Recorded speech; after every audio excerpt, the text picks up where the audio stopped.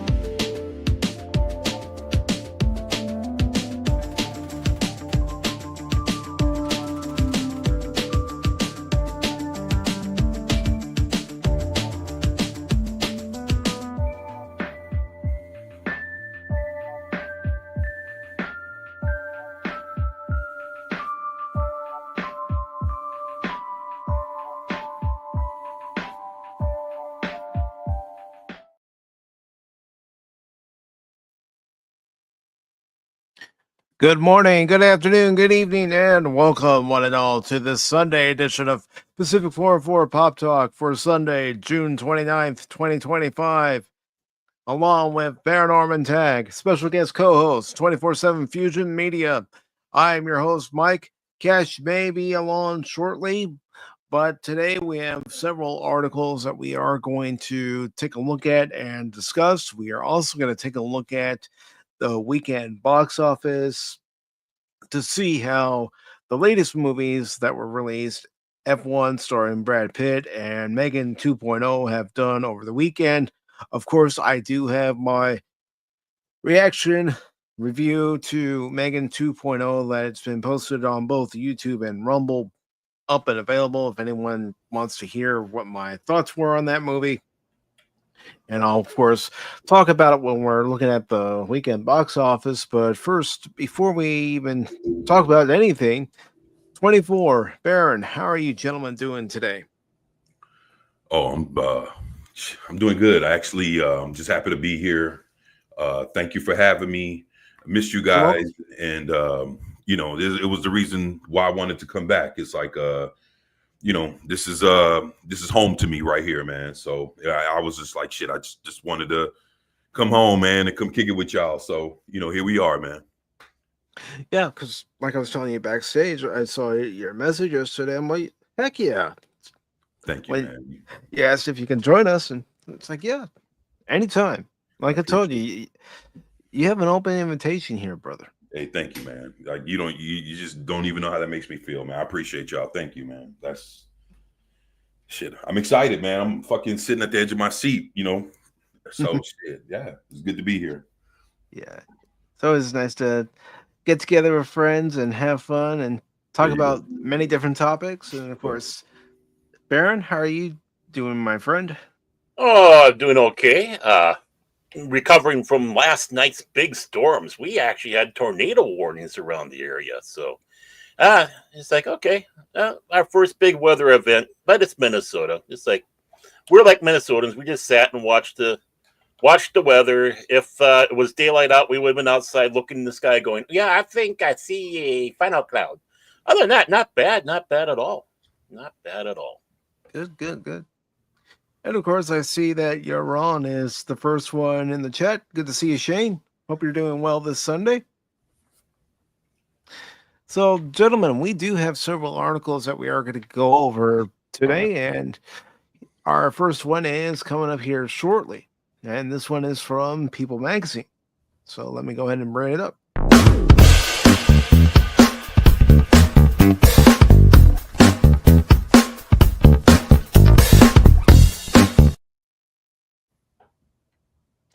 It's from People Magazine, and for those of you who may not have known, yesterday was Mel Brooks' birthday. He Wow. turned 99 years old, and he's looking good for his age. Yeah. Wow. 99 is still directing. Fuck. Yeah, that's the way to go, man. 99, still directing, still a part of projects, and I hope if I make it to 99 that I still have all that energy that he does. Shit. Yeah, man. You'll definitely have it, man. Yeah. I tell you what, what's up, Phil? The thing I was actually surprised was, the announcement of Spaceballs 2 and the return of Rick Moranis, along with everybody else that's still around that can, come back to do this movie. I think it's gonna be awesome. And I think he's gonna take episodes 7, 8, 9 and fucking rake them over the coals, man. I think it's gonna be awesome. I can't wait to see it. Yeah, it's nice that we have something to look forward to, and see exactly where this Spaceballs adventure picks up after the last one, of course. So I hope they at least give us some inkling as to what happened to Barf and Dot Matrix, and as sort of a nod to both John Candy and Joan Rivers. Right. And Yarnell. Yeah. She's gone now too. Yeah, that's true. But go ahead. I was thinking, do you think, I'm just kind of curious, do you think with what, okay, let's be honest, when you think about Mel Brooks, we think Blazing Saddles, there's all kind of movies. Hey, Lady Miss, how you doing? Thank you. 23/7. That's actually, what like when you sit there and you think about Mel Brooks, and especially when you think about like Blazing Saddles, all the other movies that he's made, do you think with that kind of humor thrusted into Spaceballs 2, do you think he's gonna tone it down some? Do you think he's gonna go balls to the wall? Do you think he's gonna like play it safe so that he doesn't get canceled? Do you think cancel culture is gonna come after him in a certain way if he tells these, the jokes the wrong way? I'm just curious, like, what are you guys' thoughts on that, and how this thing can play out and potentially maybe backfire, to a degree of people trying to cancel it in the whole nine.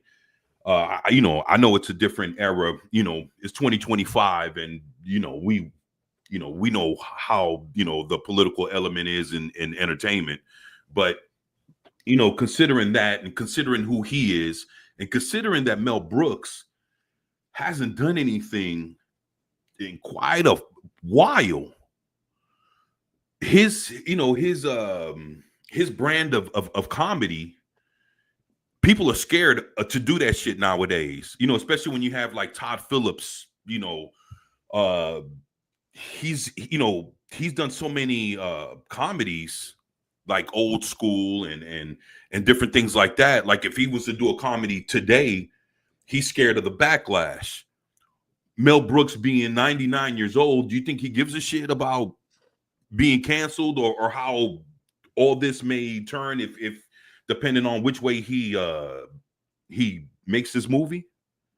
That's the thing. I know Josh Gad is part of the writing staff. He's also going to be in the movie, and of course, Josh Gad is someone that does tend to lean on that political spectrum of politically corrected in all ways, shapes, and form. But again, this is a Mel Brooks movie, and I would hope that since they're willing to poke fun at the MCU, Star Wars, everything that's been going on since the original Spaceballs, that they would just walk over the coals and take the fire if need be, because no matter what, if he tries to toe the line and appease the SJWs, then it's going to be us longtime fans that are going to be going, where is that Mel Brooks sense of humor?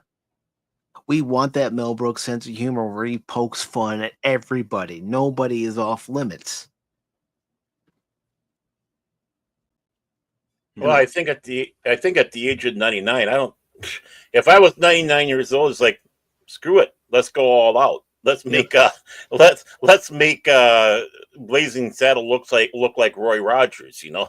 Right. Mm-hmm. I mean, I would hope at 99 he would just say, fuck it, let's do it. Right.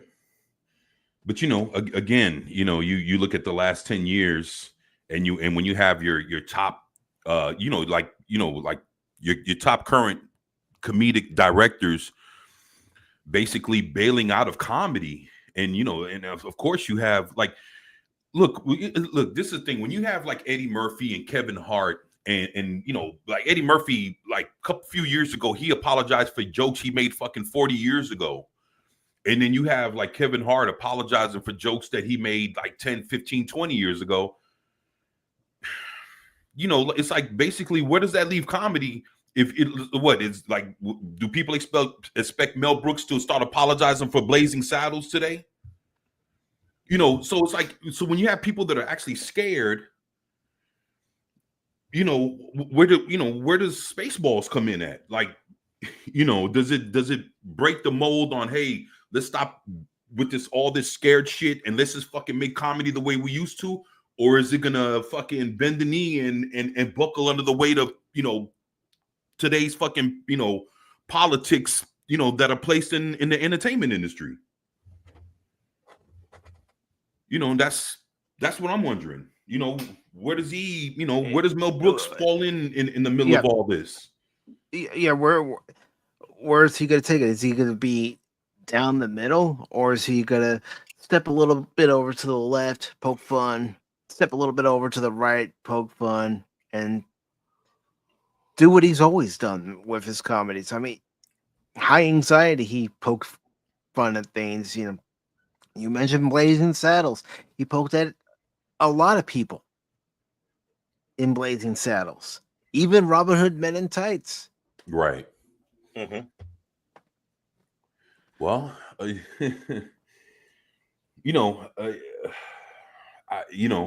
just wonder how he's going to pull it off, and I wonder what he's going to come with, and hopefully the writers and whoever he has that's going to, that's helping him with this is not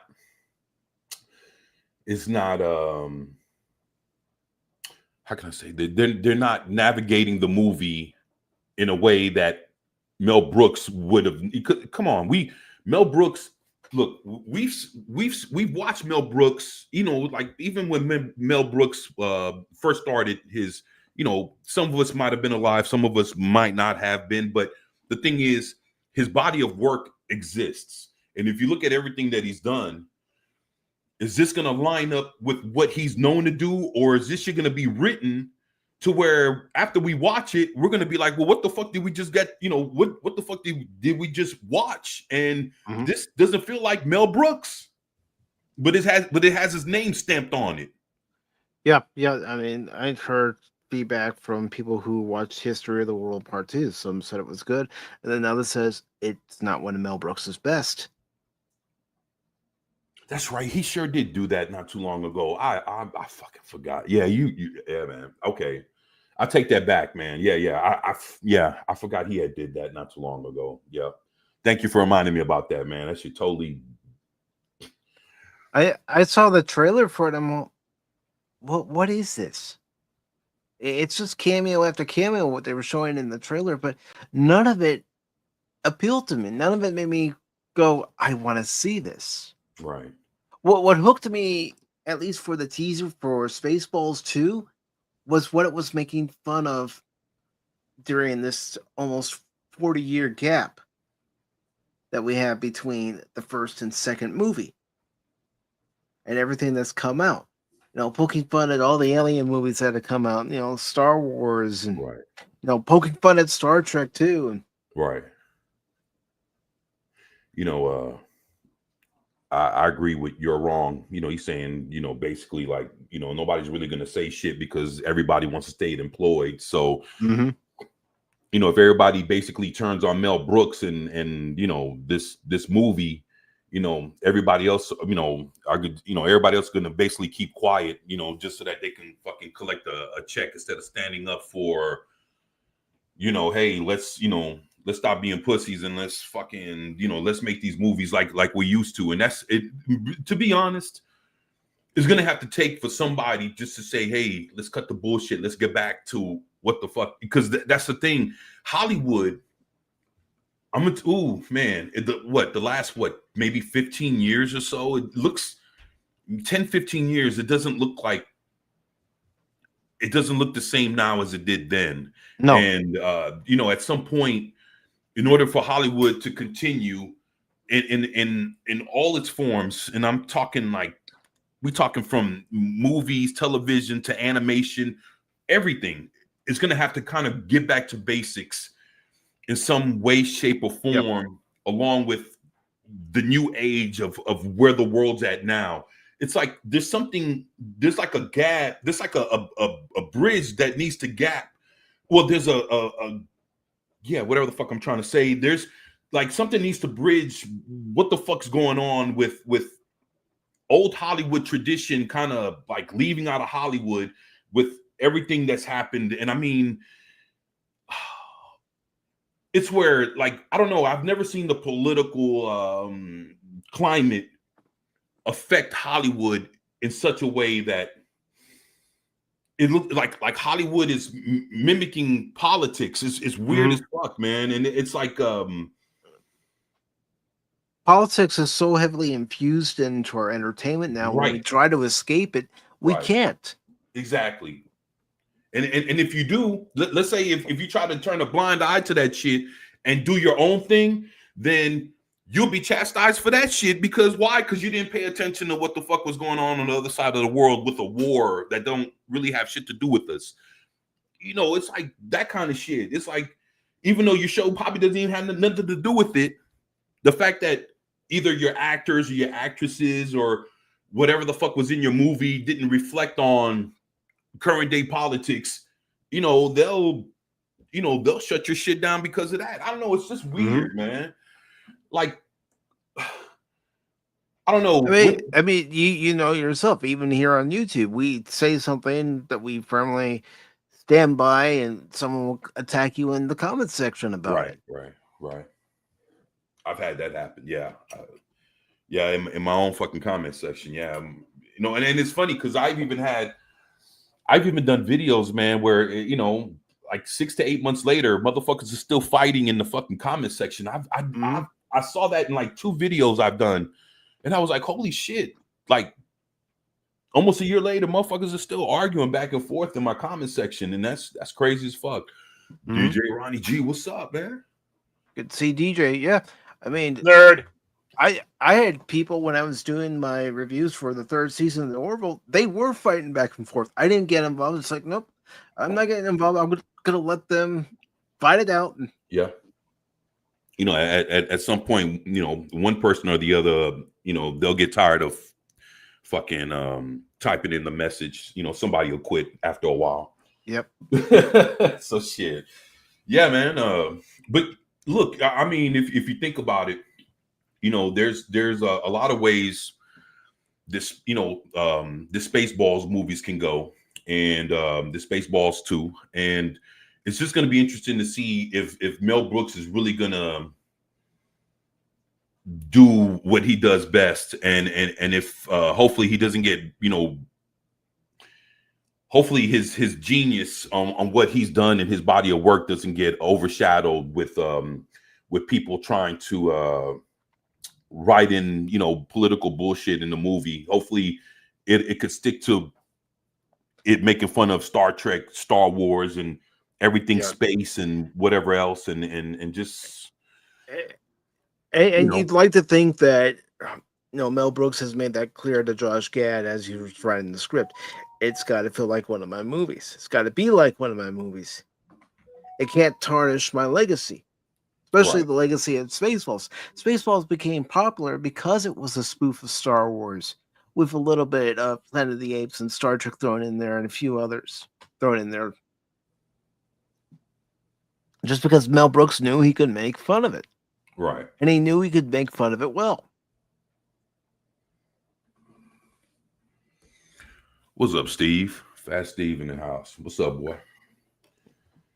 Yeah, but it's more heavily implemented nowadays, Phil, more than it's ever been. It did, and yeah, and they had Spaceballs, the animated series, didn't they? Yes, they did. Yes, they did. Yeah. Mm-hmm. Sure did. There you go, Steve. And real quick, I do want to say hello to everybody who's popped in so far. Of course, Shane is here. We've got Phil McCracken, the resident troll, Lady Mist, wonderful Mist. lady. We also have the long-suffering Mist tag. Long-suffering. And I just want to say I hope your surgery goes well this Thursday. We also have Tommy and the Guinea Pig Collective, DJ Ronnie G, and of course, Fat Steven JFG. Good to see you all here this Sunday afternoon. I hope it's all going well. And we also have a member chat from Bad Steven. So I'm going to go ahead and play a video real quick. And because of the member chat, Steven, you get this. I'd buy that for $1. And he says, Shane, also known as Your Rom, is very, very gay.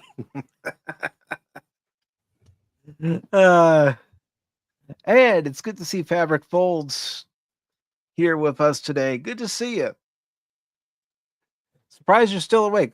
Let me guess. A long night at work, and it's still technically morning for you.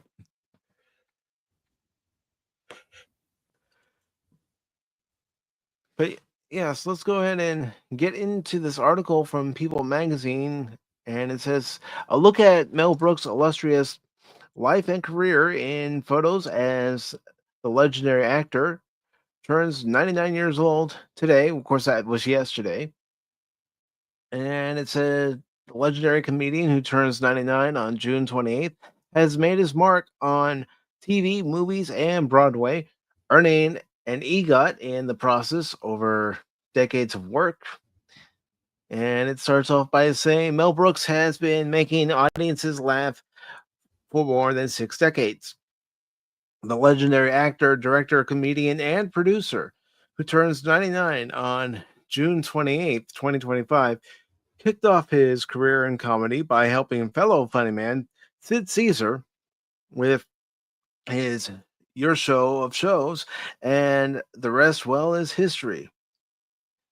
And of course, it has a look back at his early years, Mel Brooks as a youth. I think we can all pick him out in this photo.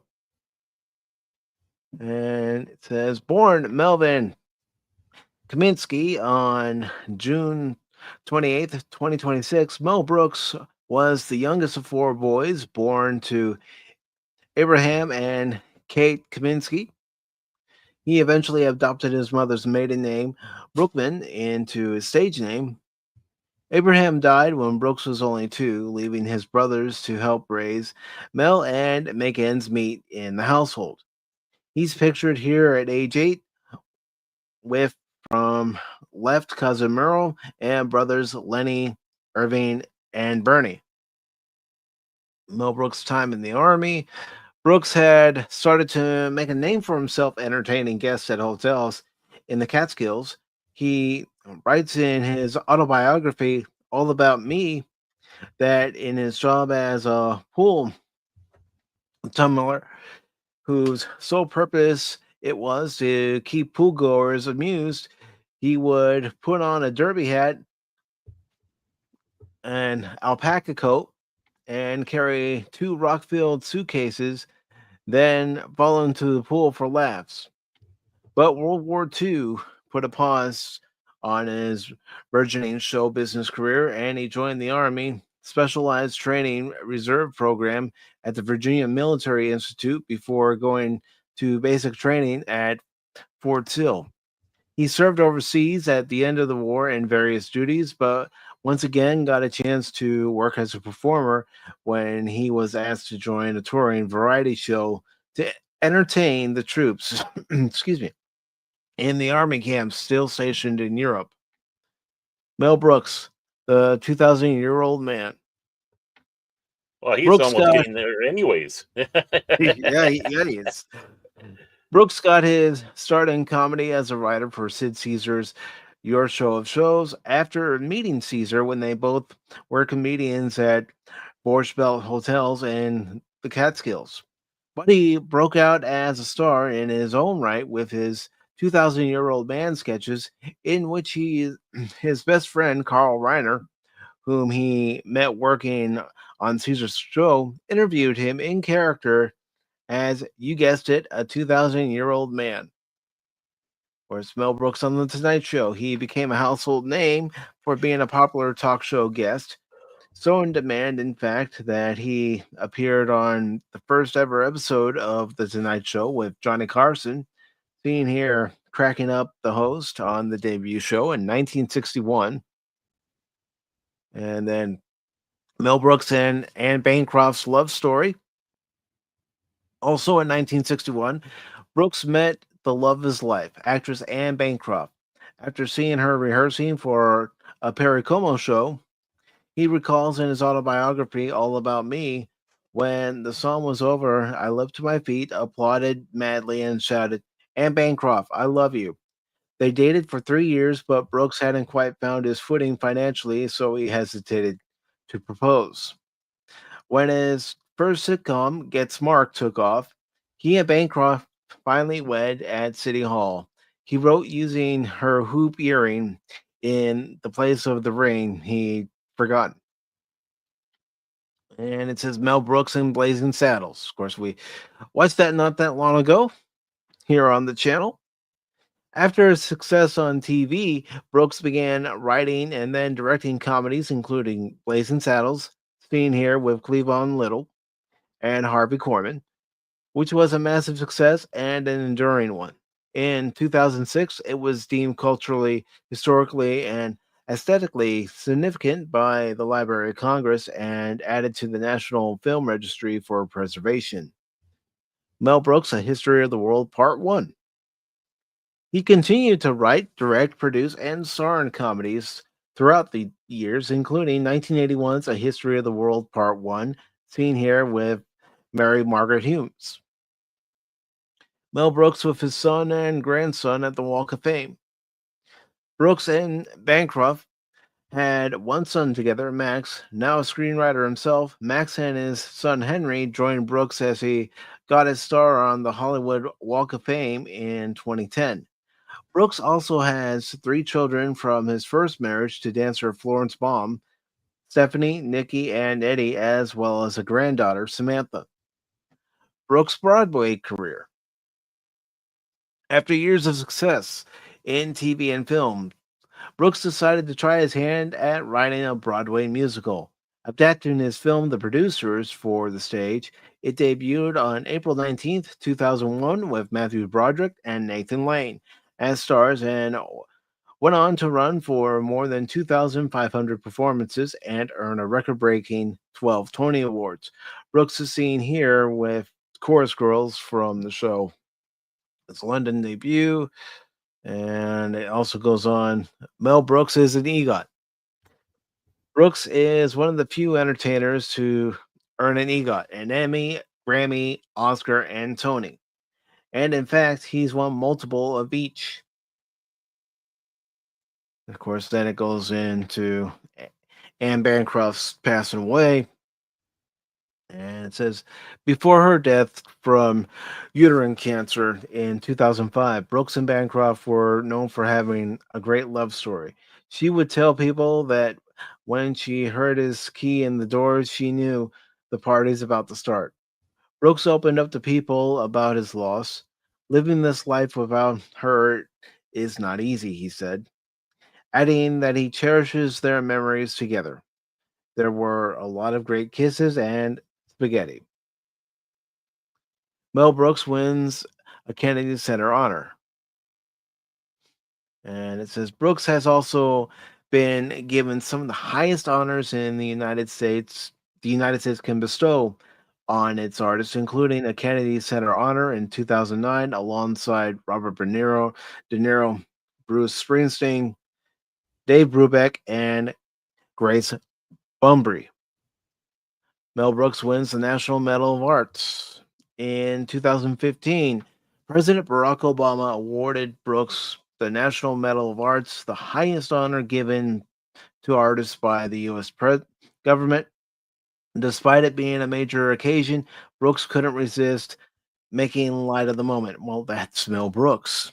That's what he does. Mel Brooks' lasting friendships. Brooks worked with some of the same actors again and again throughout his career. One of his most indelible working relationships and friendships was with the late Gene Wilder, who starred in Young Frankenstein and the producers and more. Here, Brooks and Wilder shared a moment at the Broadway opening of Jan Frankenstein.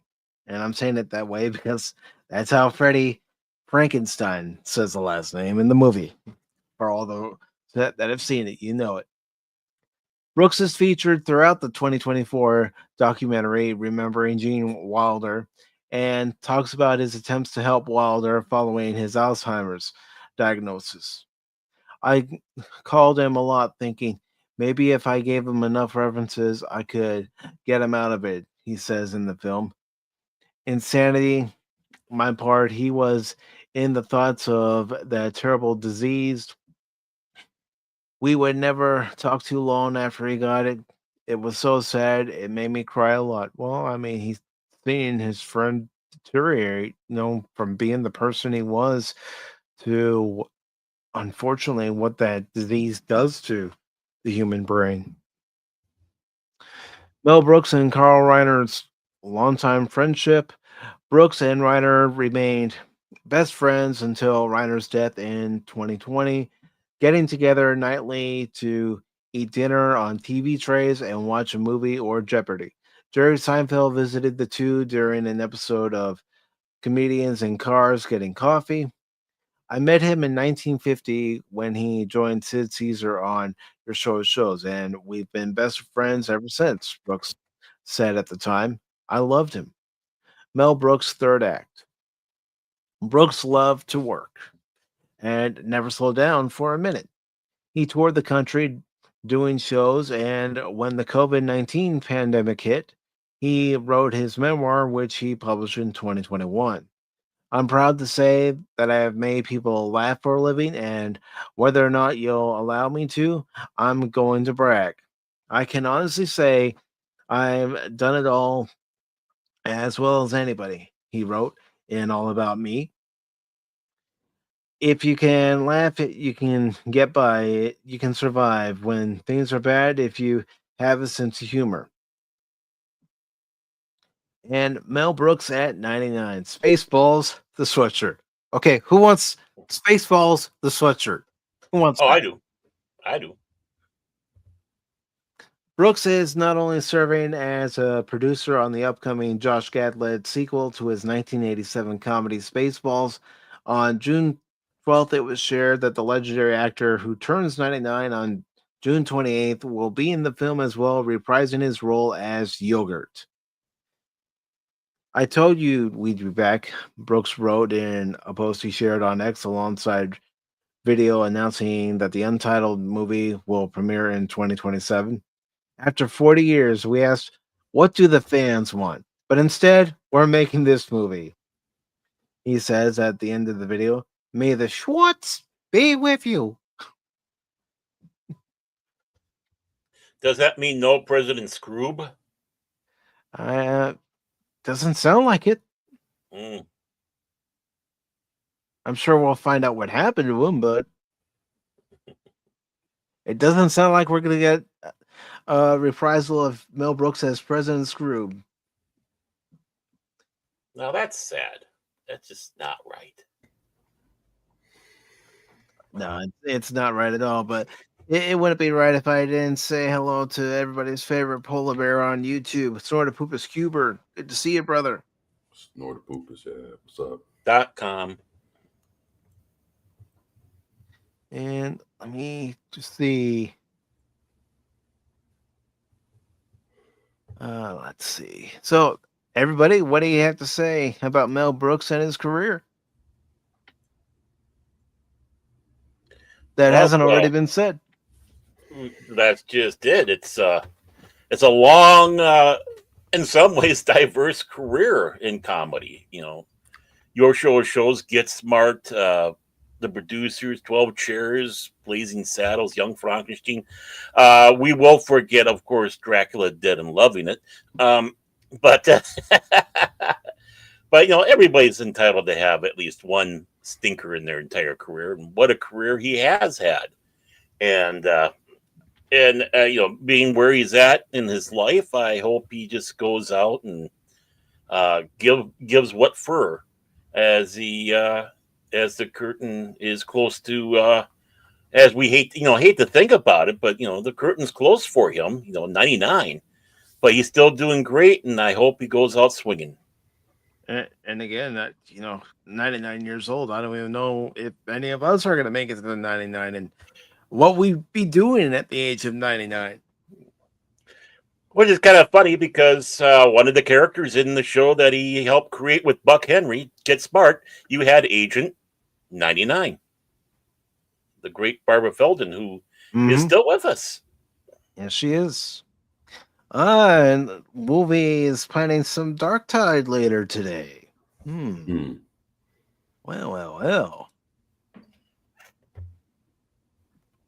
But yeah, I mean, talk about an impressive career, and everything that he's touched has, in some cases, turned to gold, and in other cases, turned to dust. You know what? I would still watch, even like, whoever would consider, Mel Brooks's worst movies. To be honest, man, compared to today's standards of fucking trash that's out there, I'd watch his worst movies all day long. Oh yeah, over what the fuck people think are some of the best things that are out now. It's like, I don't know, man. It's crazy to see the entertainment industry looking like it's just taking steps backwards. Yeah. It really is. They've lost their ability to create. All they want to do is retread. Right. Or basically repurpose, shit that's already been out. I don't know, man. It's just fucking I don't know. It's difficult. It's hard. It's like now, like it's funny because now I find myself going back watching older shows that maybe a lot of people didn't give I guess a rat's ass, to really watch, or people didn't deem that, they didn't like it too much. I go back and I watch like, shows that maybe had a season or two, or, failed or whatever. And even those shows that are older are better and funnier than what's out now. I'll give you an example. Anything that's funny out right now. Look, there's a show on YouTube called My Mother the Car. You ever heard of that shit? It's an old show that came out in the 60s where this guy's mother died, right? And she came back, what's that word? Reincarnated? Reincarnated as a car. And he ends up buying the car, and it's his mother. And while he's driving the car, she's giving him fucking advice or whatever. As crazy as that shit sounds, I'd rather watch that. Look it up. My Mother the Car. You can just they have the whole first. I think it only had one season. They have it all on YouTube. You can just sit there and watch the first episode on what happened to her and why she's the family car. Yeah, I thought it was a funny show. I think it just came in at the wrong time, coming to the end of that surrealistic humor, things like Green Acres and stuff like that, the realistic stuff. I think it just hit at that time because I don't think it was that bad of a show. I mean, Jerry Van Dyke, Dick's brother, Avery Shriver was the guy trying to steal the car because it's rare. Yeah, it was. I had a lot of laughs watching it, and Yeah, it's absurd. It was an absurd show, and it's fun. and you know, and the thing is, it has like, let's say, like it has like the heart and spirit of like Leave It to Beaver and shit like that. In in a show that's made up to be that way, but as much as people saw that show was kind of shitty and the people didn't like it, it only had one season, and it's actually basically forgotten because probably most of everybody in the chat probably never even heard of it or never seen it.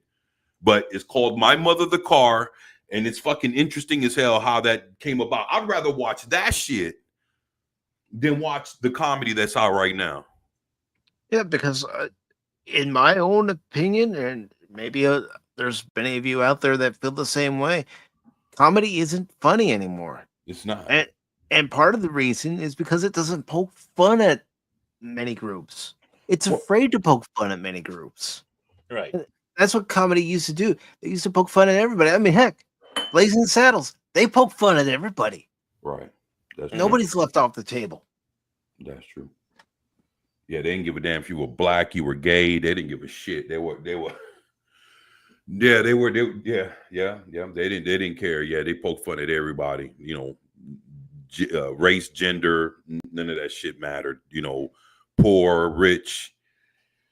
You know, nothing was off the table. So, but you know, it just seems like let's say some of the comedies that are out today, some of them are kind of like mean spirited and shit. It's like, I don't know. It's like they're not funny. It's I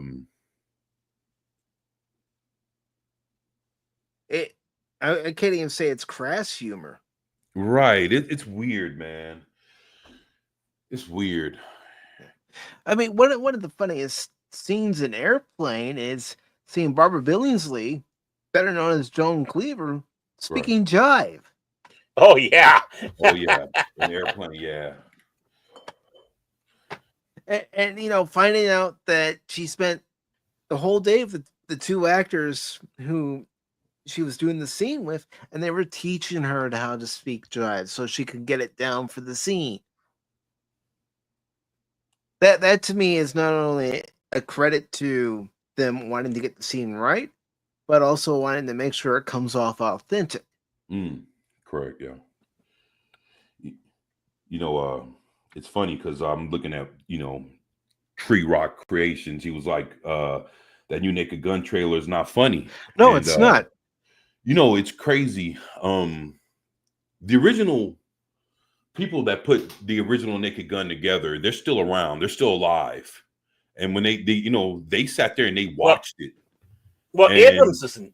Abrams, yeah, I think, they sat there and they watched it, and they were like, that's not how Naked Gun, like basically they like the mechanics of how the comedy, I guess there's like a science, you know, there's like a certain way that their comedy comes off, you know, it's like they have their own formula on how the Naked Gun, the Airplane, like those kind of comedies, like their humor, you know, there's a way that it's done.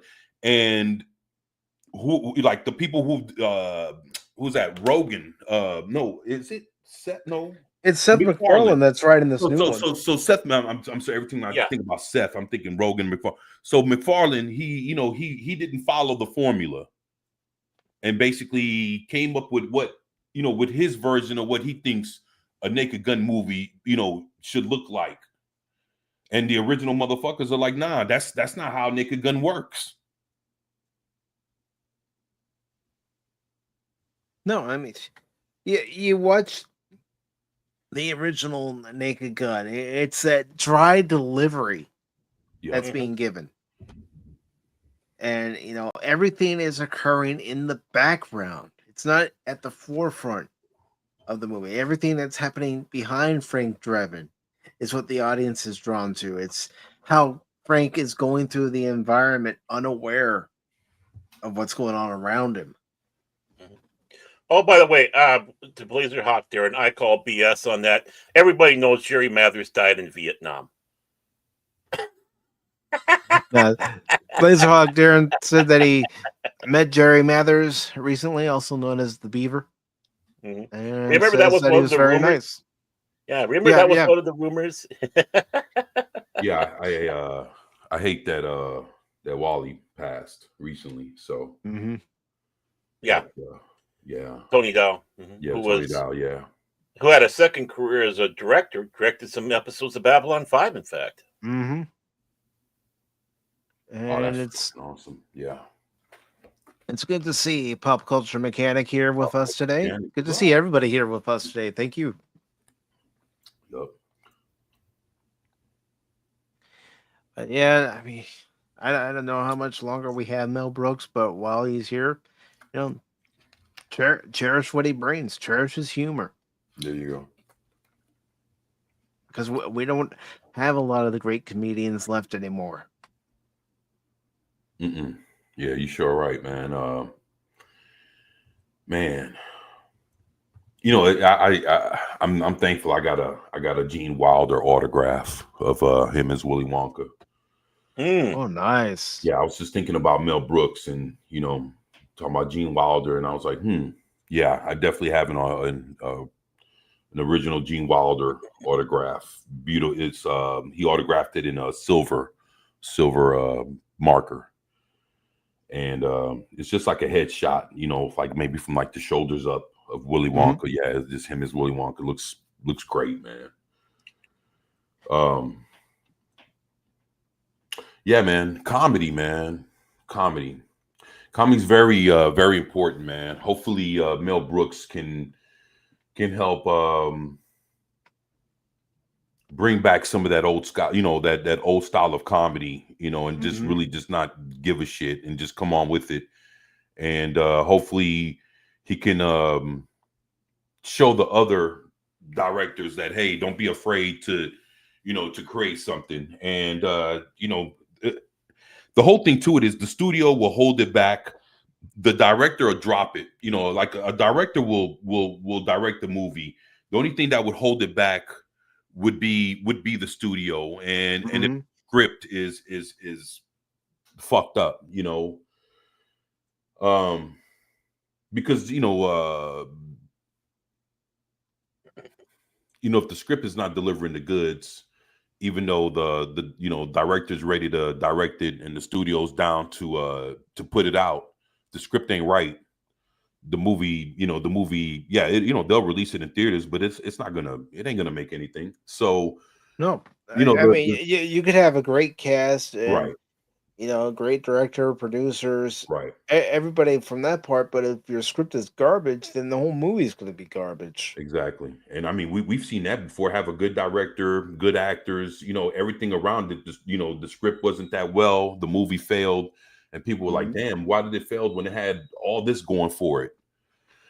I mean, I'll go into more detail when we get to it, but Megan 2.0, it's got issues. And I like the first one. He does. Were you gonna jump into that today? Not until the box office results are up on Box Office Mojo. I got you. All right. Give us some time. Give us some time to build that. Yeah, build up with the audience, and see what. Yeah, see how the chips fall on that one.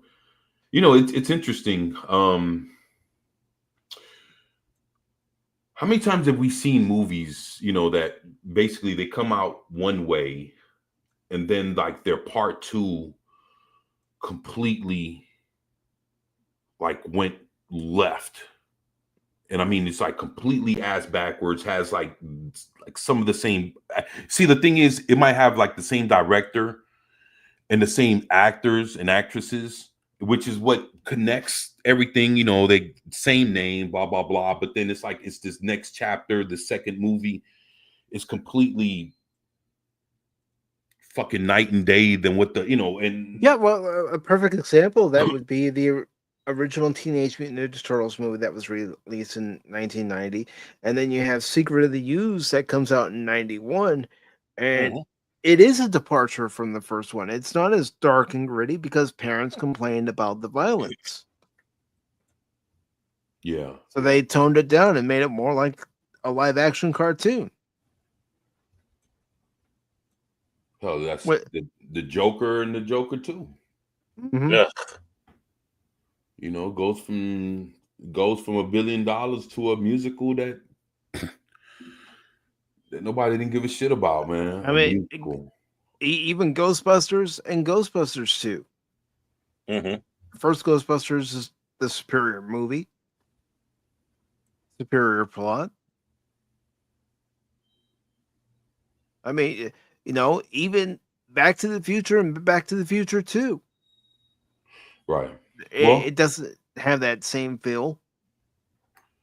Right. Well, I mean,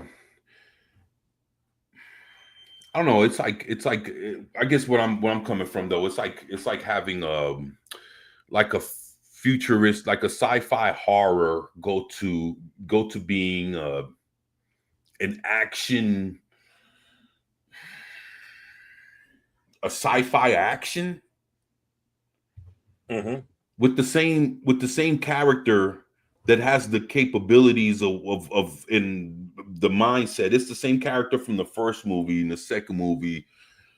It's more of it's like a video game. Mm-hmm. That's I that's mean, what it reminds me of. It reminds me of a video game.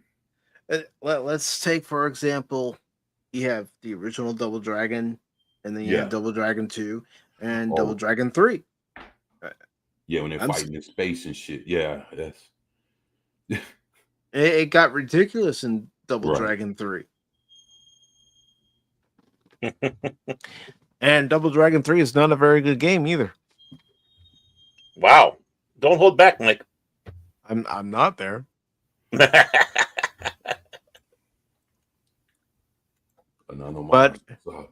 there is a franchise that, for this story, it could go one of two ways, especially with modern Hollywood, if you catch my drift.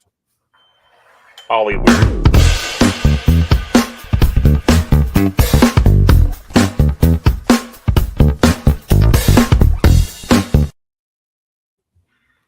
All right, so we have this article from Bounding into Comics. It's by Ryan Pearson. Adi Shankar acquires rights to Duke Nukem, describes his vision for the project as a middle finger to everybody. I'd only have hope for this project if 24 gets the role of Duke Nukem. Actually, I'm actually working on a video about this, and basically we're gonna see the return of Duke Nukem. My whole thing is I already seen what this guy was saying, and basically I'm not sure how he's gonna project it. So what he's saying is it's like, he got the rights to Duke Nukem, not like the video game, but he got the rights to do a live action Duke Nukem. And basically he's going to keep Duke Nukem the way he is. And, basically unapologetic. Basically he's going to be a mix between Brian Bosworth and fucking Arnold Schwarzenegger, coming in there, not giving a shit, but he's going to be like, being with women. Everything that he's supposed to be is going to be brought to the forefront. So he's going to go. So I'm looking at it. It's like, okay, he's either going to go against what Hollywood has made the men look like. He's going to be the epitome of the beta male. He's going to be he's going to come out and he's going to be this fucking badass, big built motherfuckers, drinking, screwing women, smoking a cigar, fucking killing everything in sight on the warpath.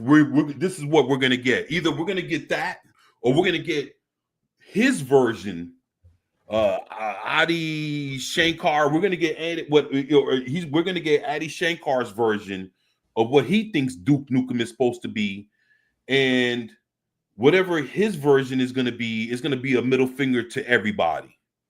So it's either going to be he either means it one way or he means it the other. Mm-hmm. I can't see this. So he's either going to give us the Duke Nukem that we all know and love, or he's going to give us his version of Duke Nukem that he's going to create for himself, and he's going to tell everybody, fuck y'all, while he does it.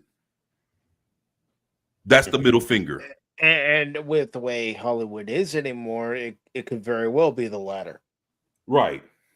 Exactly. So he's like, okay, now that I got Duke Nukem, I'm gonna do what I want with him and fuck y'all, and then basically, and it's just all right. So we'll see, and hopefully he's talking about he's gonna give us Duke Nukem the way he is, and that's what he means for the middle finger. So it's like what he's saying could mean. I'm looking at it in both ways. Does he mean this or does he mean that? And that's what he doesn't make clear. Yeah, I think on purpose too. Yep. It's going to be very vague about it until we actually see something from it. Exactly. That's what I think. That's what I think. I would like to think that he's smart enough to realize if he doesn't do Duke Nukem properly, then he's going to have a flop on his hands. If he does it properly, and which is a big metal FU to the establishment, he's going to have a hit, and it might start kicking the doors open for more and more FU films out there going, Hollywood, screw you guys. You political beasts, screw you guys. We're here to have fun. Blue-haired land whales, screw you guys. Go back into the ocean. Like let's say from what we're looking at here, Netflix's Castlevania. People praise Castlevania. I don't have Netflix, but from what I've heard a lot of good things about Castlevania. Now, if I'm not mistaken, Devil May Cry came out within the last year or so, which was just like an animated something. I heard a few things about it. Don't know, it's from what I've heard, it was a little mixed. So, at that point, it's like, okay, well, what does that leave Duke Nukem? And I haven't seen it, and I mean, maybe you can pull up Devil May Cry and see, what the ratings were. If you want to do a little dive, did people actually like it? What's the, do they have any kind of Rotten Tomatoes thing? Was it poorly received? Did people, actually gave a shit? Did people watch it? I don't know if you can, but if you want to take a little dive, it could be something we could look at right now. If that way, or after the. That way, according to Rotten Tomatoes, and I'll take this with a grain of salt too, but critics' score was 96%, and the audience score was 66%. See, that tells you something. So the audience score. See, anybody? I wonder what the actual reviews were saying for the because people will tell you, like, the 66%, the audience score, people will tell you why the fuck they didn't like it. They'd be like, yo, I didn't like it because we thought this, and that. Like, what happened to this? What happened to that character? Why did you write this person to be woke? Or wherever the fuck, it's like, but they don't. That's one season. Trying to get to the reviews. Give me a second. All right. Yeah, but that's interesting. What's your take, Baron? Well, I mean, anything to do with Rotten Tomatoes, whether it is the audience score or the other ones, I always take in the with a grain of salt when it comes to that site, because right. You got the bots that can go in there and either build or destroy something's reputation. Yeah, under the guise of, I guess anyone who knows that the Devil May Cry, and someone more to know that we know, I'd rather hear from them what they think of it compared to Rotten Tomatoes. Right. Because I take the people that we know at 24 with a lot of respect, and we know that we can get both sides, but they usually have a good reasons why they Right. have I mean, one way or even another. here on IMDb, it's got an overall 7.4. That's not too bad, No. really. I mean, it's over 50, so. Yeah. Wow. And not everything's going to be, hit out of the park. Oh. This one right here catches your eye right away. Mm-hmm.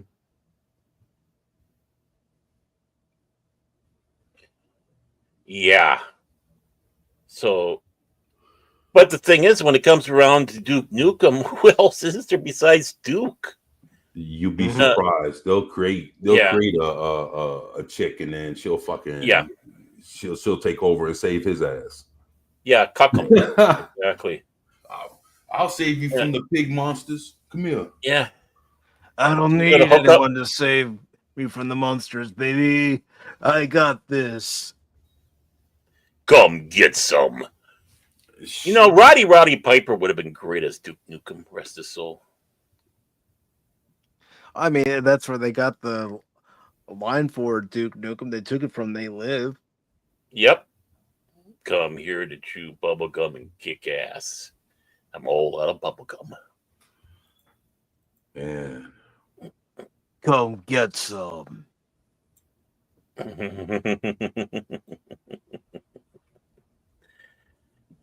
I mean, I hope they keep it to what it's about, because all we have to do is remember Duke Nukem Forever. That was a big success, wasn't it? I regret buying that game. I bought it for $4 at a used at a game store. Come on, Dante. Who 4 out of 10? The fuck. Look at that. Yeah. They got 70. I played most of the Devil May Cry games, and I remember playing mostly as Dante. Dante is maybe 40% of the show's focus, with the majority of the rest being on the lady. Are we surprised with modern Hollywood? So that's basically what it is. That's why the audience score. So basically, and that wasn't the first person that said that. No. If I was looking through some of those reviews. Wow. Flash return that fails to hit the mark. Good animation, good action scene, not so good writing and characters. So just seeing some of these reviews would make you be very iffy about a Duke Nukem series, at least for me. Okay, I'm nervous. I'm nervous because I love Duke Nukem. I mean, he's the epitome of making fun of those high testosterone action stars. One of those characters we can all laugh at, and I know the blue-haired land whales don't understand that in many ways he's a caricature, and we have a sense of humor. Yeah. So I mean, this could be, basically our 80s action hero back in the most, testosterone kind of way, just amped up, juiced up, cigar smoking, not giving a fuck, cursing, just over the top. You sit back, you enjoy it. Man, tail chasing. I'm talking about beating the fuck about it. Yeah. Everybody blowing shit up. I'm telling this thing, he could fucking, he can do so much with this shit if he and people would fucking, like, I don't know. I could see people going after him and wanting to like cancel the shit, but if you pulled it off the right way, I could see a lot of people backing this shit up. Oh yeah. And I mean, people be like, yeah, now we got like a man's man back, fucking doing this shit. That's if they play into it. I mean, fuck. And you know what? And the thing is, it's like now there's articles and I've been watching videos of people saying, well, like Pedro Pascal and then like he's like the new modern version of Yeah, of what a man should be and that kind of shit. And it's like, for real, like this shit. And they're like, they're reflecting on his character as Reed Richards, and they're saying, well, that's what a man in today's society, that's what represents what a real man is. And they're like, well, what the fuck about something like Duke Nukem? Very like true. Shit. Yeah, I mean, and Tree Rock's right. Who would play Duke? The Rock. No, I know. I'm being sarcastic, but that's the mindset of Hollywood. I mean, Cena. And Low Spec has a good idea. What's up, Low Spec? He says you should play Duke 24. No, yeah, I appreciate I that. already said that. Don't people listen to me? Yeah, well, so did Low Spec. Okay, you two are on the same wavefront, dude. So relax. Okay, I'm calmer than you. Well, but yeah, I mean, I think it'd be good if they gave us yep, that's what it is. Toxic masculinity would be the thing. They would shit. And would they cancel it because of that? Like, I don't know. I mean, I see Netflix stand against cancel culture. They, they did it with for Dave Chappelle. So why wouldn't they do it for Duke Nukem, right? Right. Exactly. They've shown that they can do it. I mean, they would both be products of something Netflix produced, so what the fuck, man? I mean, but that's the thing. Why wouldn't that be some shit? Like, why get the rights to Duke Nukem just to fucking neuter him? But, I mean, that's what they're doing with a lot of our popular IPs. They're taking it and they're destroying it. They're making it lesser than when it once was. Yeah, they did that to Luke. Mm-hmm. It looks like they're doing that to Superman too. Oh boy. Yeah. I tell you what, man. No, I know there are certain things that have happened in the Superman comics, but I just everything I see from that Superman movie, it makes me less inclined to go see it. Dude, I don't think I've ever seen Superman get his ass whooped or get his ass beat so much in the live, to where it's like his eyes, like somebody like really like tried to give him a black eye, like somebody like really whooped his ass, and you could see like the redness all around. Like, you know what? How can I respect a Superman that doesn't seem invincible, or not to say invincible, but it's like anybody can kick his ass. Mm-hmm. And I've never seen like a Superman movie with him getting tossed around so much, and people are driving him, and he's face first in the fucking dirt, and people like stepping over him and just kicking his ass. I mean, don't get me wrong. Superman has gone through battles where he's met his match. Yeah, but Superman looks like he's being cucked in his own movie. Yeah. And Pat Wannabe is asking about Duke, who would play him. John Cena. I don't see John Cena as Duke. I don't think he could carry off the Duke Nukem personality. No. You know what? It finally dawned on me. John Cena looks like Ernest with muscles. Okay, I'm going to try to find a side-by-side of Jim Varney and John Cena. Yeah, and see if I'm not right. It hit me the other day. I'm looking, I'm going, he that's Ernest with muscles. It's like Ernest takes steroids, You know what I mean, Vern? Know what I mean, Vern? Yeah. Yeah, it looks like a humiliation ritual. What about that scene they dropped where Superman comes breaking into Lex's office about his dog? You know what? I don't like that. You know what the thing is? They've written Superman to be the most. I thought Henry Cavill, at some points he was crying and Oh wow. Yeah. Oh, Yeah, see, am I not right? You cannot unsee that. You can't see me, Vern. You know what I mean? Hey, Vern, you can't see me. Oh man, shit. It looks like someone else had the same idea. Yeah, but you know what you were saying about Superman. You can't believe they would do that in his own movie. But I look at it this way too. 24. James Gunn is behind this movie. Yeah, I know. He see, and that's the thing. He you know, the one part when he busts into that office, he goes to Lex and where's my dog? And Lex is like he's sipping on his fucking drink or whatever the fuck, and up under his breath, he says, "Oh, the little white dog with the collar and the red cape." And he, what? I heard that. What you say? What you say? And I'm thinking to myself, this motherfucker has super hearing and don't even know what the fuck the guy that not even a foot away from him said, and asking him, acting like, hey, what you say up under your breath? I said, you know what? James Gunn must think I'm a fucking idiot. You're gonna sit there and pull this and see that's that little corny James Gunn joke bullshit.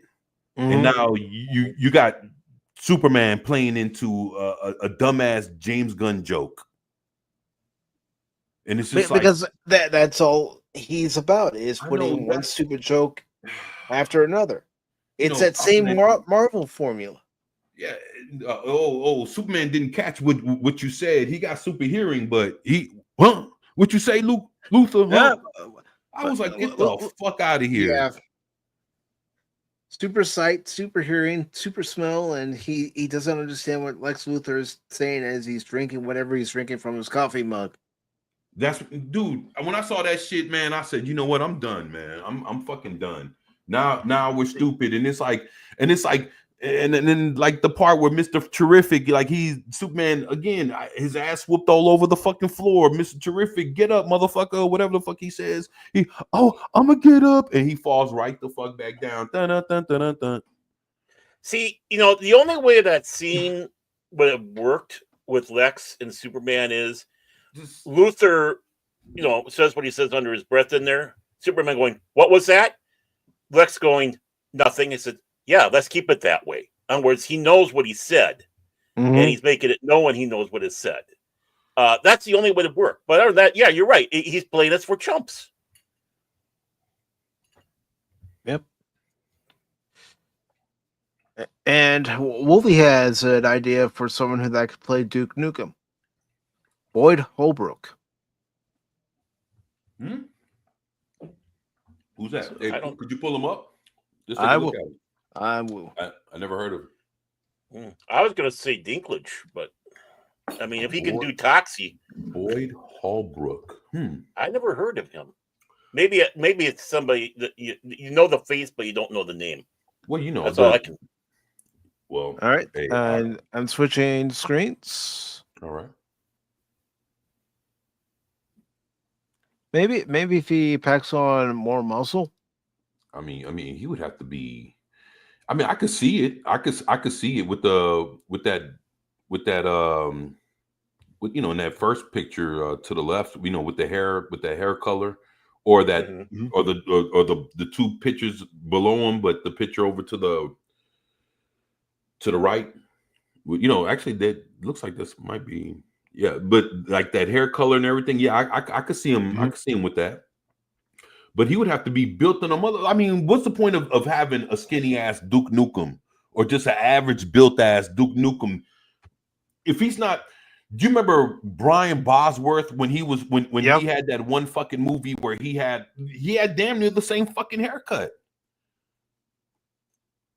When he was on the fucking motorcycle. What's the name of that fucking movie? He had the fucking leather jacket. He was built as shit. Dylan Mulvaney, that's a good one. Steven. Yeah, he's got his finger on the pulse. Yeah, but look, I'm just saying he has to be he has to be bodybuilder. You can't be. Look, You can't be a scrawny looking dude. If you can't deliver him the way he's supposed to be and the way he looked every time, there's no point, man. Roddy Piper could have played Duke. Yeah, Barrett had mentioned that earlier. From the way he was built in They Live. Mm-hmm. Man, he was fucking yoked. That's the best I've ever seen Roddy, man. And They Live. I remember when he was wrestling, when he was big like that, I used to love it. That's when Roddy was really like beating the fuck out of motherfuckers. When he was always beating the fuck out of people. But when he got big and swole, and he started coming in with that Hot Rod shirt, and he was fucking muscled up. I said, "Oh shit, Hot Rod looked at like he can kick that ass." So I was, yeah. Hot Rod, fuck yeah, man. He was one of my favorites. One of my favorites, him, and also the Macho Man. Ooh, yeah. Yeah, man. Roddy Piper, man. Him and Flair. Mm-hmm. Man, oh man, let's not, man. Wrestling, that's a whole nother subject, man. That's a whole nother rabbit hole. Whole nother ring. But look, I'll tell you this. I would say as a wrestler, I think with let's say you take that Duke Nukem haircut and you would have put it on Lex Luger. Mm-hmm. Lex Luger, you give him the fucking the cop shades, or let's say the aviation shades, built like that. I think Lex Luger would have been a good Duke Nukem. Yeah, he would have back in the day. Yeah, back in the day. Yep. When he was fucking the total package, hell yeah. Yeah. Yep. I could have seen that, man. So this article says in an interview with Esquire, Shankar initially discussed his cosplaying as Dante when in the crowd at WWE, his work on Netflix Devil May Cry and future project. I got video games in production, obviously more Devil May Cry. I'm being approached with different IPs and companies that want to work with me. I bought the rights to Duke Nukem, not the gaming rights, but I bought it from Gearbox. Shankar reveals. Yeah, and the reviews that we're already seeing about Devil May Cry, I don't have hopes. I mean, Duke's got to be a badass. Take no prisoners. He doesn't give a shit attitude. Right. When asked what his vision would be, Shankar insisted it's a middle finger to everybody. When Duke Nukem blew up, a bunch of people sat around trying to turn it into a brand. When it's just a middle finger, Duke Nukem can't be made by a corporation, because the moment a corporation makes Duke Nukem, it's no longer Duke Nukem. I don't intend on having anyone tell me what to do on this one. While Shankar has high hopes, many others have tried and failed to get the babe-saving alien booting hero onto a silver screen. It should be noted that Duke Nukem Forever finally launched in 2011. Yeah.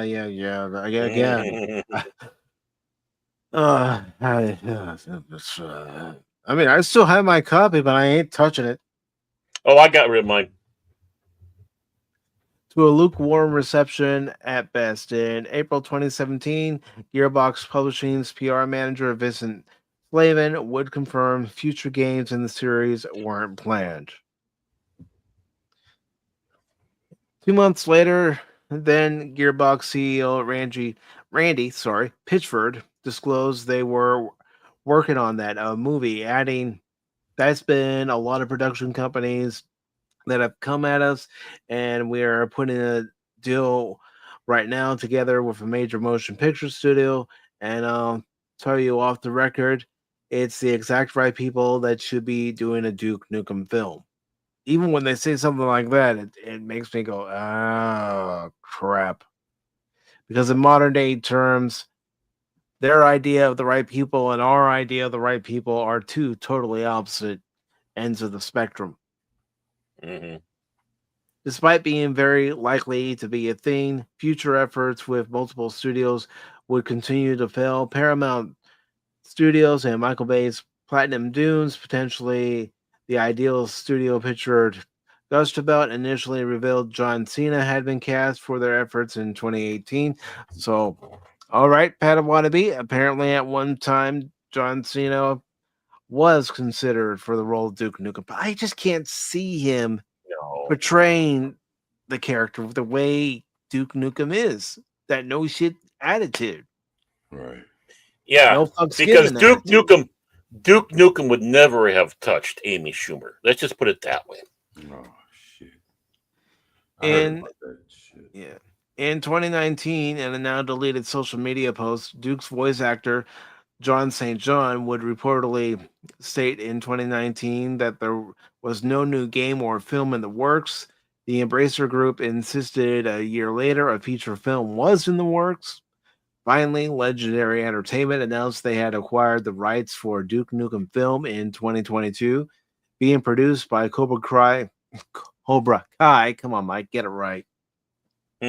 Creators Josh Heath and John Hurwitz and Hayden Schlossberg, as well as Assassin's Creed film producer Jean-Julien Barnett.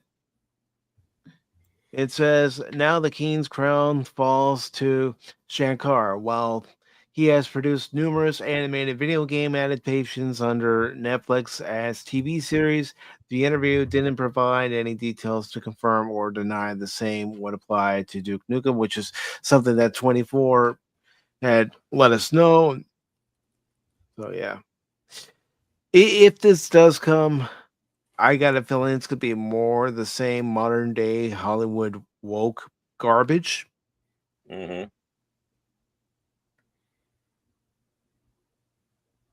A stinko. Yeah. And I know you got to go, Baron, Mm-hmm. to take the long suffering to work, but thank you for being here, brother. If you have any quick thoughts you want to give, please do. I've always wanted to have a Duke Nukem movie. I always have. I've dreamed of it often, but at the times I was thinking that we should have one. It was still when Hollywood was good. Now, I mean, this is a little nerve wracking. I don't want to see Cena in the part. I don't want to see the guy who playing He-Man in the part, for crying out loud. He looks like the wimpiest little pencil neck geek there is. I think this could be a breakout part for somebody, Right. if they do this right. Some muscle bound oaf. And I say that with tongue in cheek, but yeah, I'd love to see it done properly. It's got to have the blood, the guts, the boobies, the violence, the humor, everything. It's got to be 100% wrong, because Duke Nukem is nothing but 100% wrong in a good way. Mm-hmm. So it's just as much satire and poking fun as it is a great game. A great adventure. So it's going to be hard. I think it's going to be hard for people to try to balance that today, because I don't think you got the talent. I really, really don't. And I just want to say to any and all Stealth is Optional members who are joining us today, if you click on to the link pinned to the top of the YouTube channel, you can click on to the StreamYard link that is there in that post and join today's conversation if you'd like. Mm-hmm. But with that, thank you again, Mike, for putting up with me. 24, we still need to talk, man. So hopefully we can talk here very quickly. Okay. And, of course, everybody that's in the chat, thank you so much for being here. Those who are lurking, thank you for being here. Those of us watching another time, thank you for watching. It warms the cockles of our heart, whatever a cockle is. Other than that, I'm going to bid you all a great day. Take care, my brothers and sisters. Have a great Sunday, Baron. Drive safely. I'll try. All right, y'all be safe. I'll definitely try. There you go. All right, so I'm just checking to see if there's any update on the weekend box office. I'm not seeing it on Box Office Mojo as of yet. Sometimes they're quick at giving us the updates. Sometimes they're rather slow, but we'll go ahead and move on to the next article I had lined up for today's show, and it's about a movie that I recently saw this past Friday. Let's go for it. Let's do it, brother. As I scroll up to the trailers.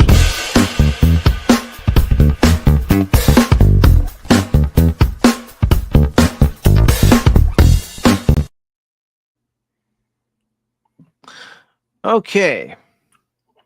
So we have this article here from Cosmic Book News, and it says Megan 2.0 Rotten Tomatoes score. Revealed Killer Doll sequel glitches hard. Oh, yeah. It wasn't as good as the first one. They were trying to do too much in this sequel. Way too much. You talk about throwing everything, including the kitchen soup. That's what they tried to do for this sequel. And it really hurt it. You know, the thing is, I haven't seen the movie, but from everything I know about this movie, they could have kept the premise of the movie, but it's the delivery. Think about this. The first movie is what it is. We all loved it because I own the unrated director's cut in my living room on Blu-ray. So, or is it 4K? I can't remember. I got one of the two, but my whole point is that movie was great. Now the thing with this is it's about basically there's this new robot, right? Yes. That's coming to kill the family from the first movie, correct? That's correct. She's a military robot that was originally, and this is spoiler, folks, so if you don't want to hear the spoilers, cover your ears. But she was originally built to work for the U.S. government, to help them get into places that soldiers can't, because if our soldiers went in there, they would be killed. So they built Amelia off of the specs of Megan as basically their way of infiltrating and spying on other governments and doing rescue operations. And the rescue operations that Amelia is assigned to fails because Amelia kills the person that she's supposed to rescue. Do you know what this sounds like? It sounds like Terminator 2. Yep, that's exactly what it was trying to be. I even said it in my review I posted 24 that it doesn't know if it wants to be a Terminator movie. It doesn't know if it wants to be a horror movie. It doesn't know if it wants to be a martial arts movie. Well, see, the thing is, they could have kept that premise, right, where this robot. Well, I guess my whole thing would be if this new robot was made off the specs of Megan, why would the new robot come after the creator? I guess that would be my whole, unless it was programmed to, like somebody besides the woman, of course, who made Megan. I could see somebody, up under her, or maybe somebody above her tapping into the robot and making her go after the creator, the new robot. Or in this case, with what actually happened, again, spoilers, folks. So if you don't want to hear it, earmuffs. But this guy who's the head of the company, he calls himself Christian, although he wants everybody to call him Christian. He's basically acting like he doesn't know anything, but he's really the head of the secret group at this company that's been developing AI for years, because they have an AI from the 1980s. And the first AI that this AI was a part of is basically Robbie the robot, not from Forbidden Planet, but remember Rob the robot from the NES? Yeah. That's basically what this AI was in.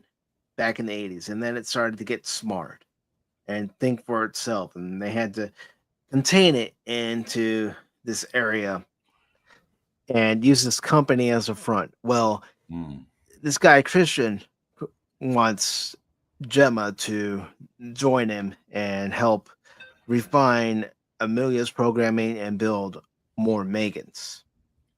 And because Gemma and her niece Katie come under threat, they recreate Megan, because Megan, at the end of the first movie, as you remember, 24, she uploaded her memory and personality into the home network. So she was all part of Gemma's home network, where she was interfacing with different devices. So basically, folks, again, earmuffs if you don't want to hear this, but I'm going to say it now.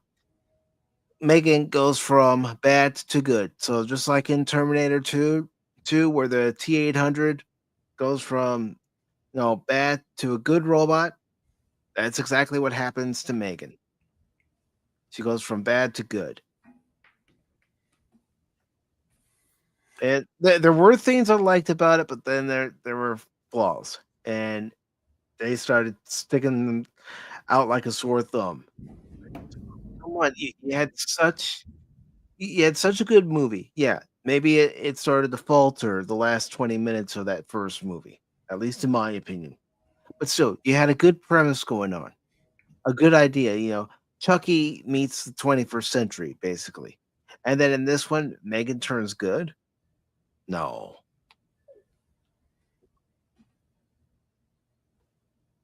Yeah, so this article says Megan 2.0 is now in theaters with Thursday previews, but critics say this upgrade comes with bugs. It does.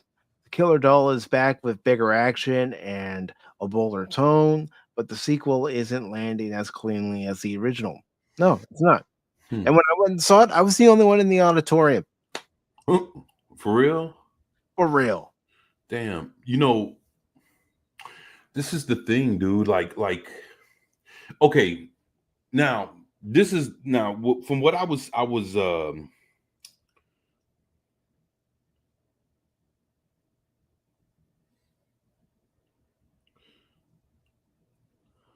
red alert, multi online. You know what? I'm gonna try to join you on that. Yeah, I'm interested. I'm interested. I'll definitely join you on that, Jeff. Hell yeah. Yeah, that sounds like fun. But like I said, the thing it's like it could have actually played into what the first one did if okay, understanding about the new robot, this and the new robot being used to kill the original creator,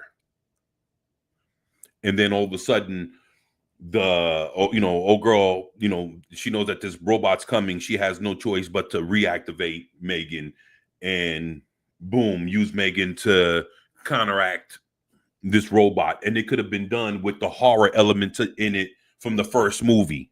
Mm-hmm. So why go so left field? Like, why go so sci-fi? It kind of reminded me of like Mega Man. I don't know why Mega Man kept popping up in my head every time I saw Megan in that suit.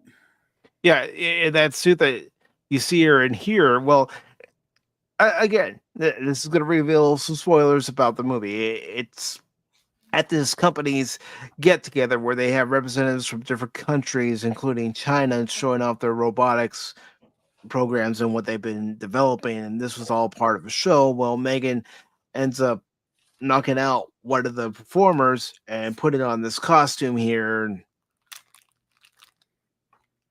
Wow. Yeah. And another thing about this movie, it has jokes that fall flat. It's like, that joke's not landing. It was supposed to be funny, and it's not landing. Was it written by the same people? Written by the same people. Same people were involved. And let me see what the budget was for Megan 2.0. I know the first one, I think it only had a $12 million budget for that first one. 4 million? $12 million for the first one. But let me see what the second one's budget was. Let's see. What will you tell me?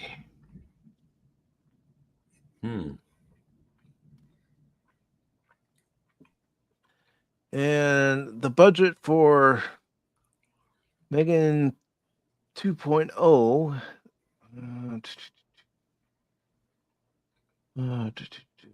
Yeah, I know that the first one was 12 million. I just said that I'm looking for the production budget of 2.0. So, yeah, let me do a little bit of a deeper dive here.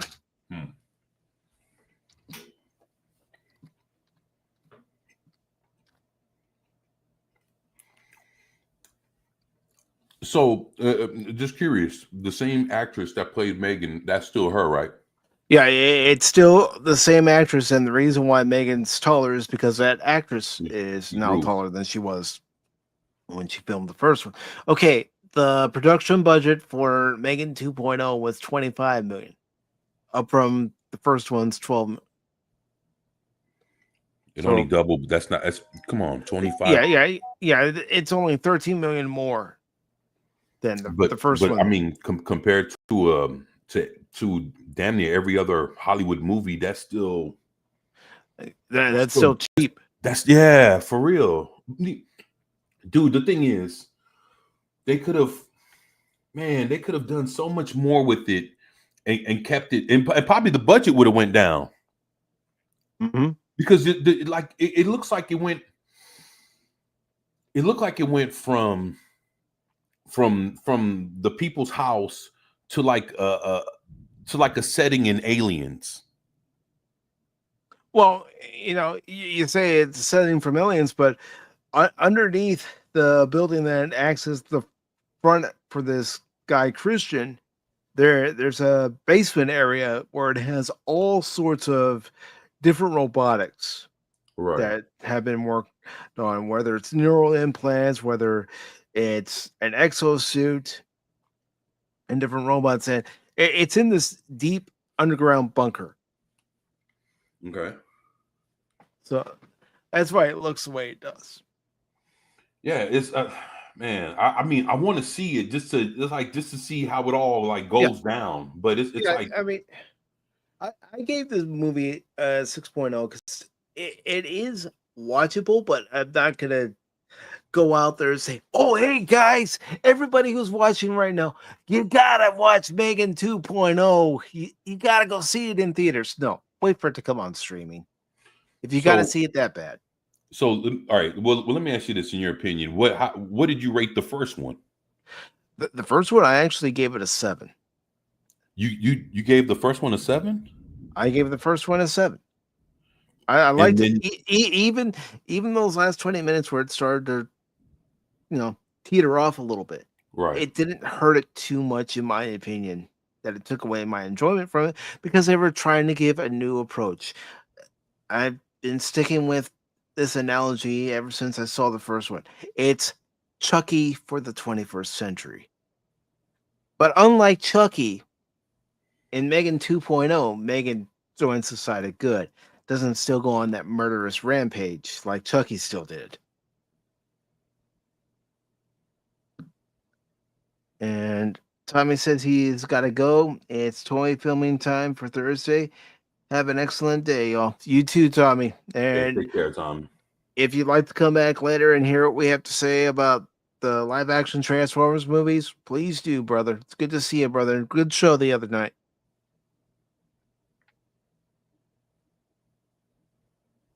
But yeah. And of course, this article says with 107 reviews now published at the time, Megan 2.0 sits at a 59% on Rotten Tomatoes, a major drop compared to the first film's strong 93% rating. While some praise the sequel's campy energy and genre shift, others call it an unoriginal, unfocused downgrade. And of course, we all have the reviews here. And this one says Megan 2.0 is kind of a disappointment, especially in regards to how genuinely surprising and entertaining the original proved to be. Arturus class in its aping of Terminator 2, Megan 2.0 mostly says hasta la vista, baby, to new ideas as it trades the kitschy horror vibe of the original for an action spy thriller film. And of course, others appreciated it, but it doesn't match what the original was. Right. Wow. So it goes from that to the picture below it. Ain't that some shit, man? Mm-hmm. It goes like you see. It goes from being the scary. Hey, I'll be your best friend. I'm this. I'm this. Robotic. This robot security. Blanket kind of. Looking after, making sure that. You're good, the family's good. And then I go from that to being, like I say, like some shit out of a video game. And that's another perfect analogy to it. I will give it some credit. It does still have Megan say that her primary objective is to protect Katie at any cost. And real quick, I do want to welcome in the Padawannabe who's been patiently waiting backstage. Good to see you, Padawannabe. Hope you're doing well. Hello, doing good. Finish what you were gonna say. I got 2 little points on this one. All right, but this movie, instead of taking again what worked in the first one and then amping it up just a little bit, it says no, we're going to turn it on its side and we're going to give you a completely different experience that is nothing like the first one.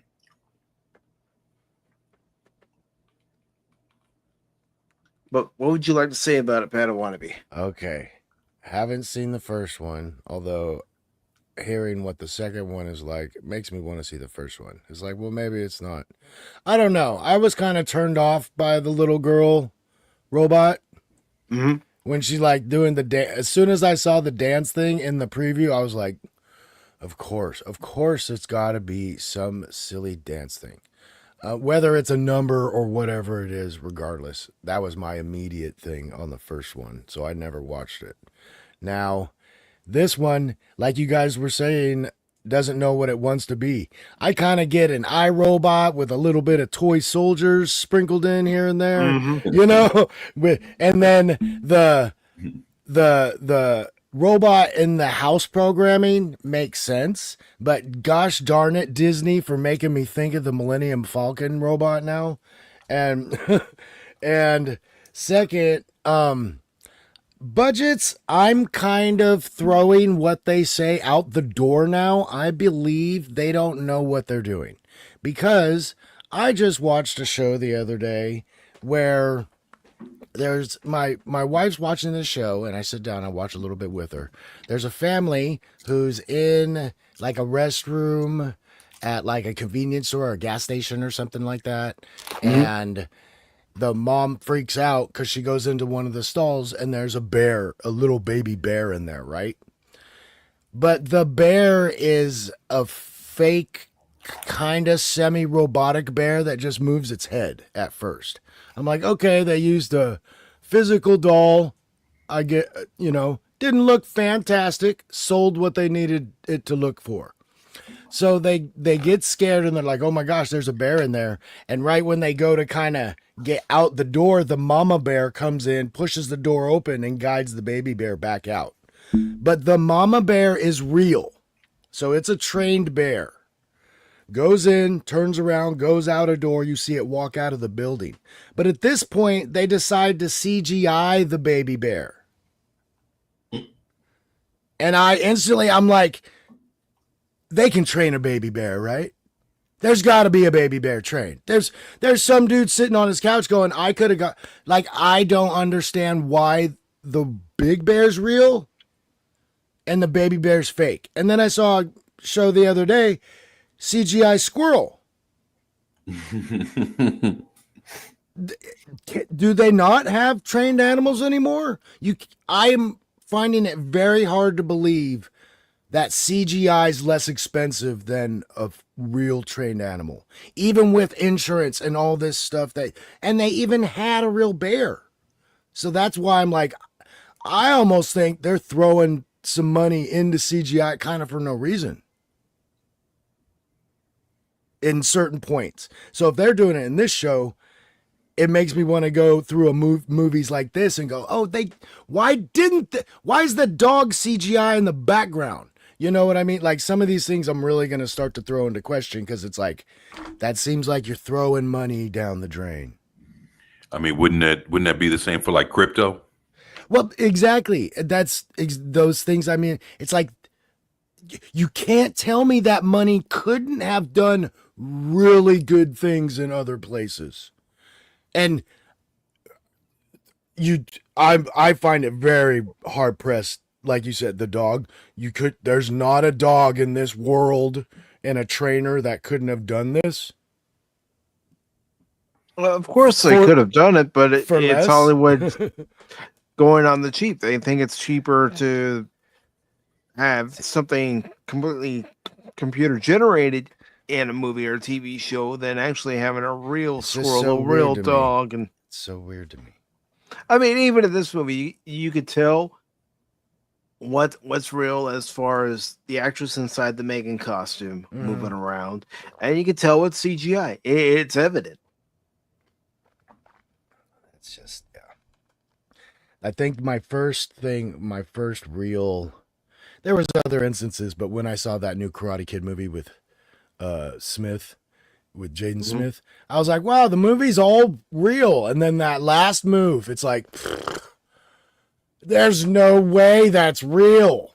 I mean, it's so evident. And then when you see something like that, especially when it comes out of nowhere, like the first time you see it in the film, you're like, ow, they were doing so good.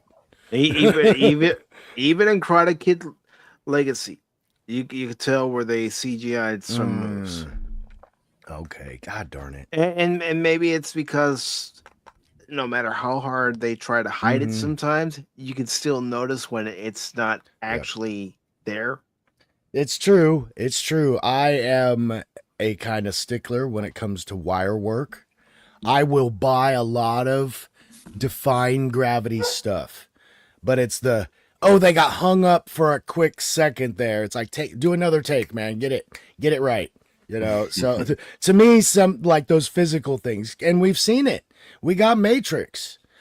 You see the bloopers, and it's a hard thing to do. Sometimes you can't get exactly the shot you want because it's a different kind of physics, but it's kind of quicker to learn that in an afternoon if your actors have already been kind of stunted up. If they're kind of physical, give them a chance, man. You don't have to CGI all the time. Like, I mean, and again, Matrix was one of those ones. You watch those on 4K and stuff, you're like, woof. That technology was right at the edge of what we were getting visually on our sets and stuff. Yeah. But that's not the only story we're going to be talking about with Megan 2.0. Of course, we will talk more about Megan 2.0 when we take a look at the weekend box office again. I'm waiting on Box Office Mojo to get their act together and update this weekend's totals. I'm going ahead and I'm putting the link to the next article into the Rumble, the YouTube, and also the X chats. So as soon as I have that done, X gonna give it to us. They're gonna give it to us. Sorry. That's all right. That's right. I'm going to go ahead and pull up the next article.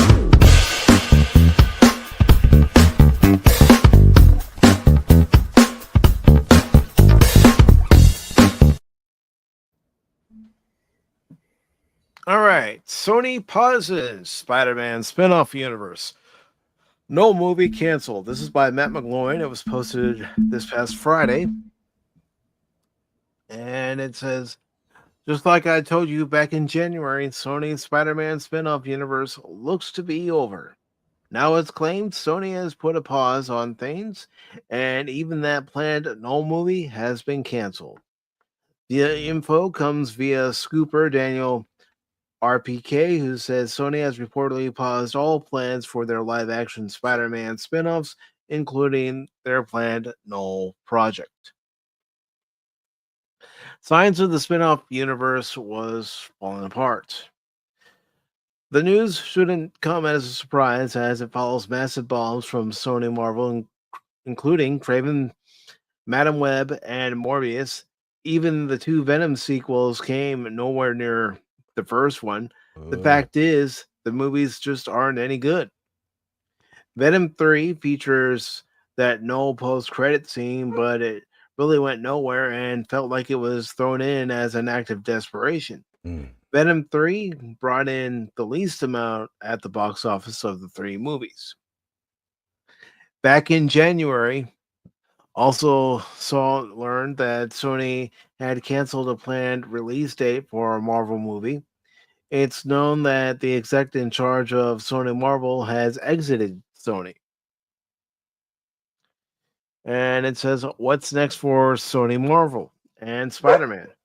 Reports and rumors claim Sony is shifting focus to Spider-Man 4 and the third Spider-Verse movie. The word is Sony plans to prioritize Spider-Man over its spin-off characters. That includes multiverse versions like the Nicolas Cage Spider-Noir series and possibly more. Let's see if it says anything else, and it does not.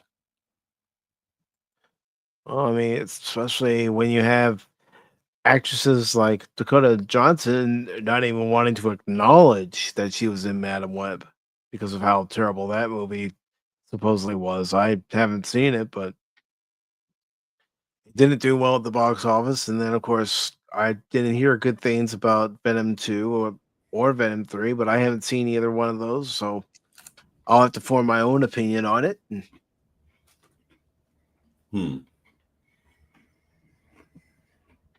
And all right, and something I know about. Yes. And real quick, I want to say good afternoon to Iris218. Good to see you today. Hope your Sunday's going well.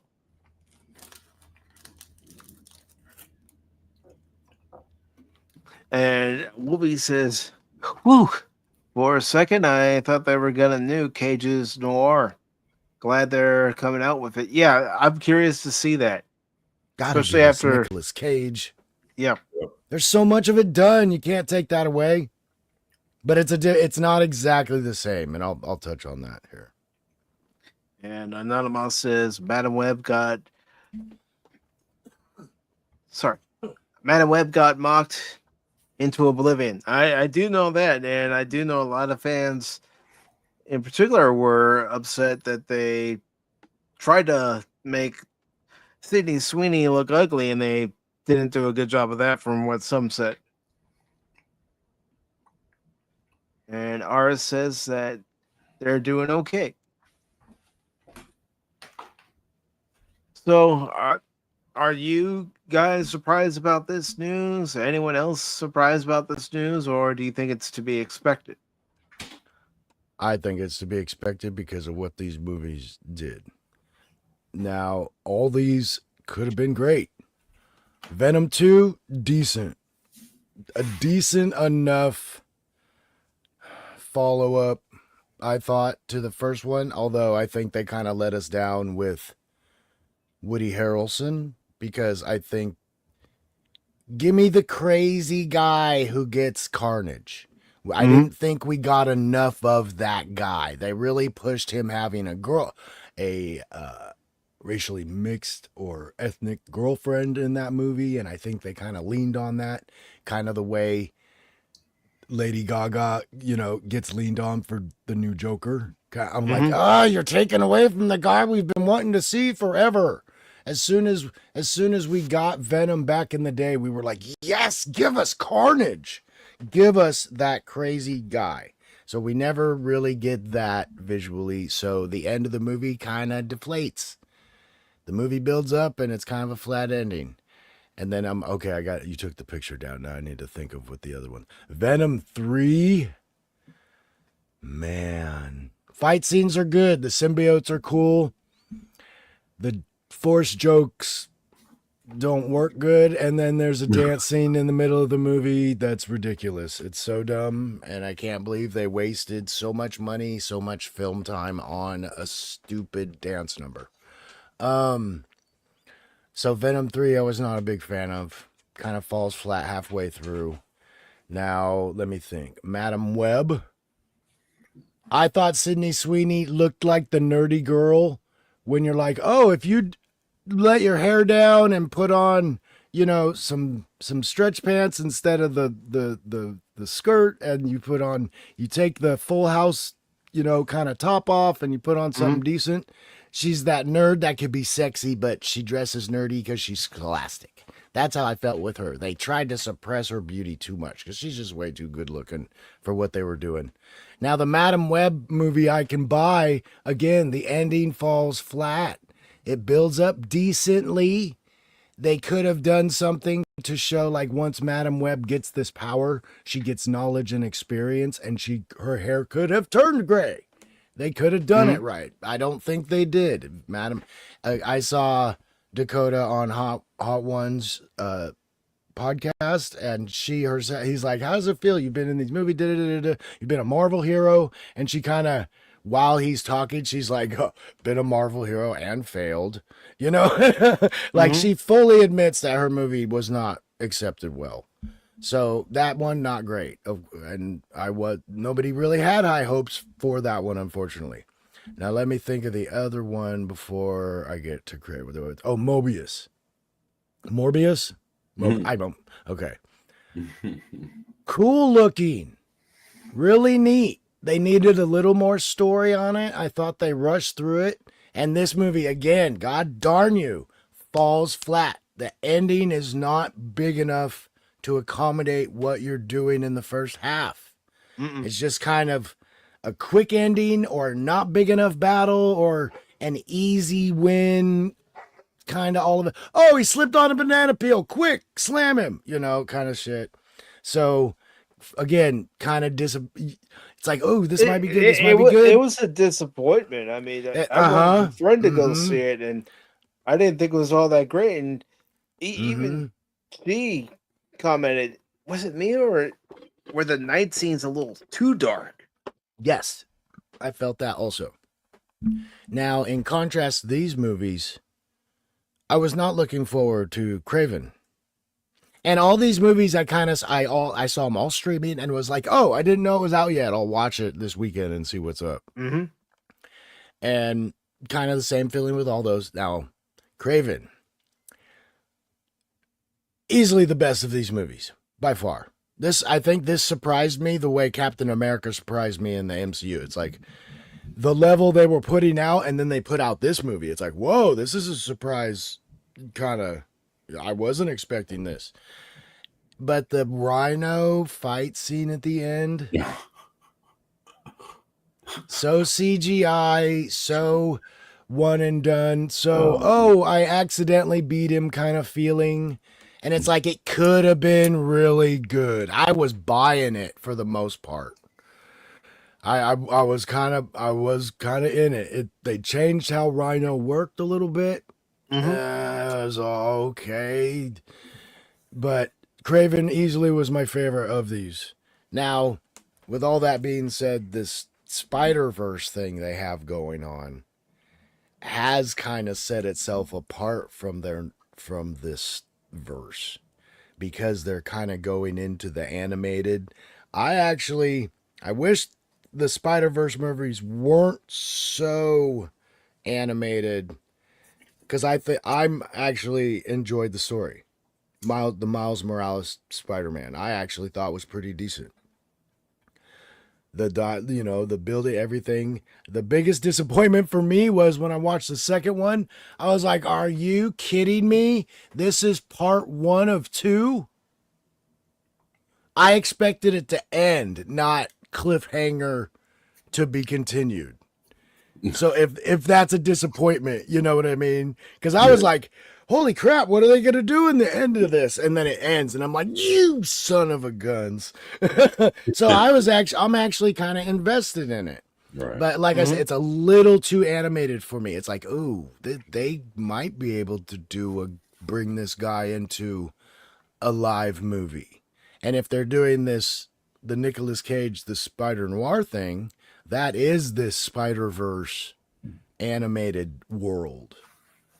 You know, some of them are a little ridiculous. I don't know if you've seen those ones, but they've got Spider Pig, you know, and they have several versions of Peter Parker, but then there's also some other Spider-Man, and then we have, you know, Gwen Stacy as Spider-Man. I saw the first one. I didn't see the second. I think if you like the first one, the second one's worth watching. I think it was all right. The bad guy, the Spot enemy, to me, he is comical in the way that like Plastic Man was comical in the DC universe. Mm-hmm. You know, it's like, yeah, he's there and he has a superpower. He's trying to figure it out, but he kind of messes up sometimes too. So I that's kind of funny when the dichotomy of like a bad guy trying to be a bad guy and he doesn't quite know how to do it, and then the good guy trying to be a good guy and he has a bigger grip on his powers, but it's like that old slapstick, like you bend down to pick up the ball and the toe of your foot kicks it and you're like, ah, dang it. There I go again. So I did find some fun in these movies. I'll say I enjoyed the Spider-Verse movies much more than the live action ones I've been seeing. And the formula's there. They're just not driving the nail into the coffin at the end. They're not executing it properly. Exactly. And so, I mean, with that said, I think I'm really looking forward to Spider Noir. I think I haven't heard anything at all, but I can't believe they're not making a third Into the Spider-Verse, because I'll spoil that. It doesn't end. I won't tell you anything that happens, but the second Spider-Verse movie is there's going to be a third one. There's no way they can't make a third one. Barring some horrible tragedy that the lead animator leaves or whatever, you know. Who knows? I haven't seen X-Men Season 2 yet. That could be a disaster compared to the first one now that guy's gone. So we'll have to see. But I am interested in the Spider-Verse, what DC's doing, or the Marvel in this other thing. The live action wasn't quite clicking for me. You know, I when I looked at this whole Spider-Verse shit, I was looking at this and I was thinking, like, man, how in the world can you sit there and come up with this idea and all these movies, call it the Spider-Verse, but don't connect it to Spider-Man? It's like this. It's the one we really know, anyway. Right. Well, no, I'm not talking about the Spider. What I meant was like the live action ones, not the actual Spider-Verse. Oh, ones. yeah. Okay, I got it. Okay. So I'm like, you know, I'm thinking about like Madam Web, you know, all these other movies, you know, Venom, Morbius, Craven, and you know, when you look at the history of these characters, they're all created because of Spider-Man one way or the other. And then when these movies come out, they have nothing to do with him at all. And so I'm sitting there and it's like, it's and they were planning to even go further than, you know, I'm glad they came to their senses and realized that shit wasn't working. But and the crazy part about it was the one thing everybody was expecting and wanting was the connection to Spider-Man. Hey, when's he gonna show up? And then it got to a point where they thought that different characters were connected to different Spider-Men. So they were like, well, the Morbius is going to be connected to this Spider-Man and blah, blah, blah. So because there was even talks of Andrew Garfield, if I'm not mistaken, being the Spider-Man for Venom. And I mean, I heard that. I'm not sure if that was true or not or whatever, but I heard that. And the original one being cast as the original one, you mean? Right. Instead of Topher? Yes, that was the plan. I just saw something about this the other day. That was the plan. So it's like, you know, but then, you know, you hear all this and then it's like, well, nothing's really connected to anything. Like they're all Spider-Man related and just like character name drop.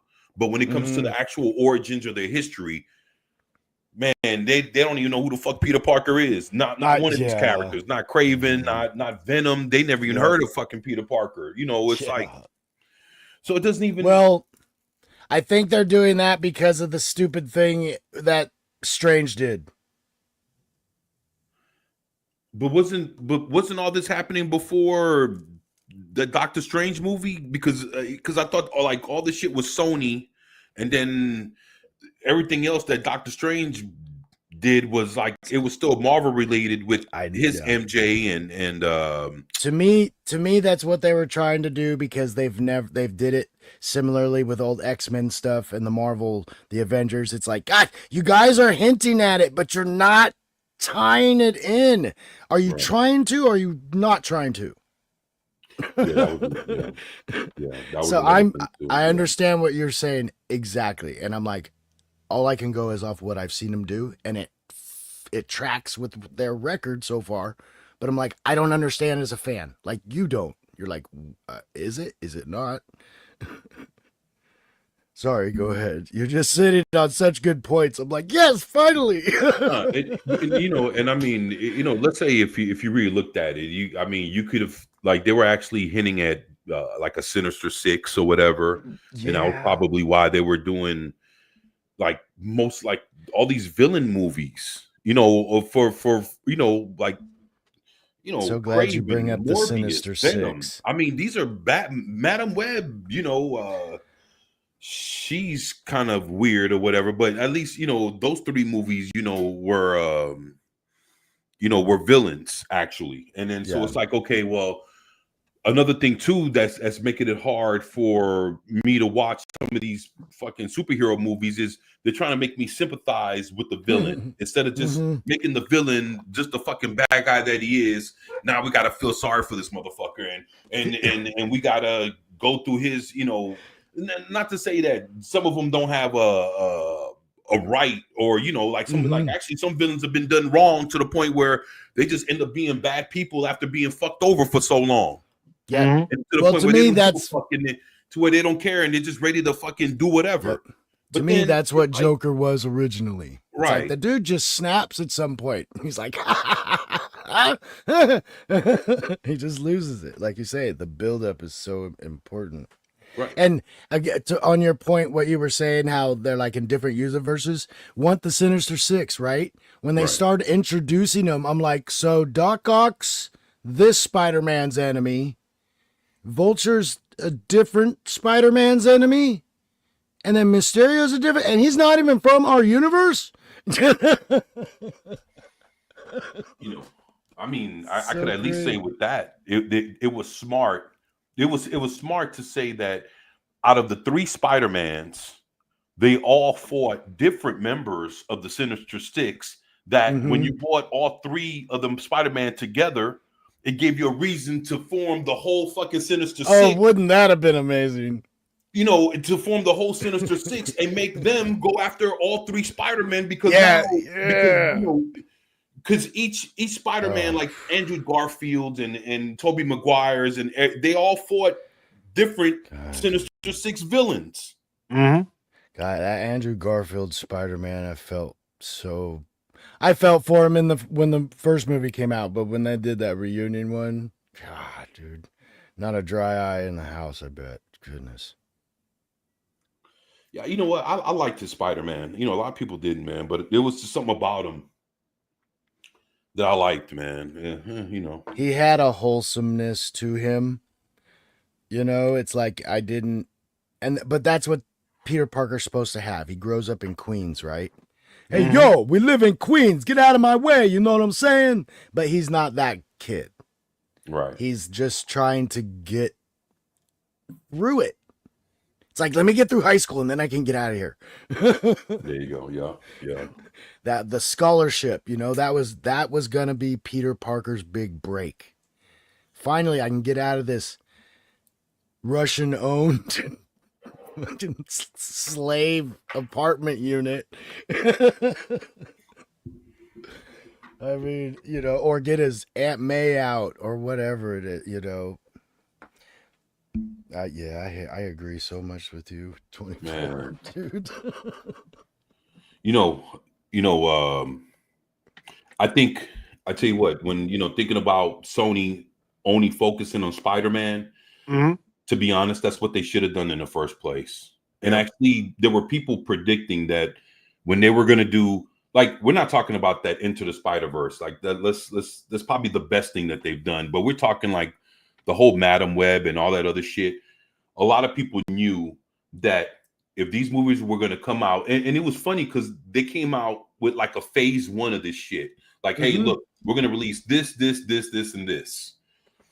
And when people started figuring out that Spider-Man wasn't connected to any of this shit, That's so weird. they were like, well, what the fuck are we doing? And when and like basically, was Spider-Man gonna show up at the end of these movies and be basically what Thanos was showing up at the end of these fucking movies so they could be a connection? Nothing like that ever happened. And it was like, it's crazy because even when you looked at Venom didn't even have the white spider on his chest.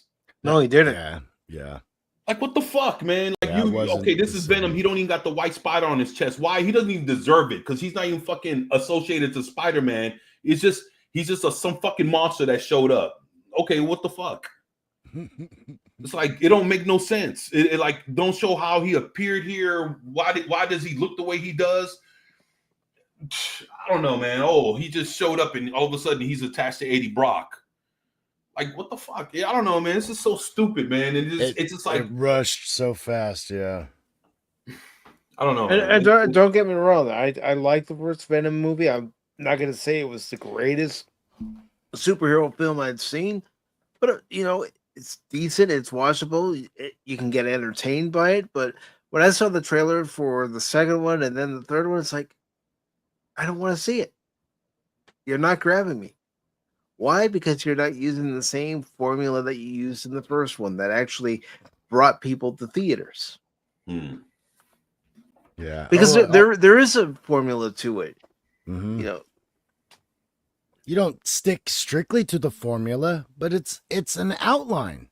Right. Insert all the rest of the stuff in there, but there's 3 acts. There's not 3.5. There's not 5. There's 3. There's a beginning, a middle, and an end.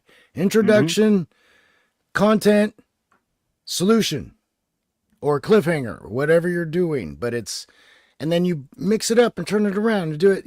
We've seen people do that. That's why we got Pulp Fiction. Oh, wait, he's doing almost conclusion. Then he's doing middle, then end and beginning. What is he doing? But the formula's still there. And like you mentioned before, again, another point. They're trying to make the enemy sympathetic.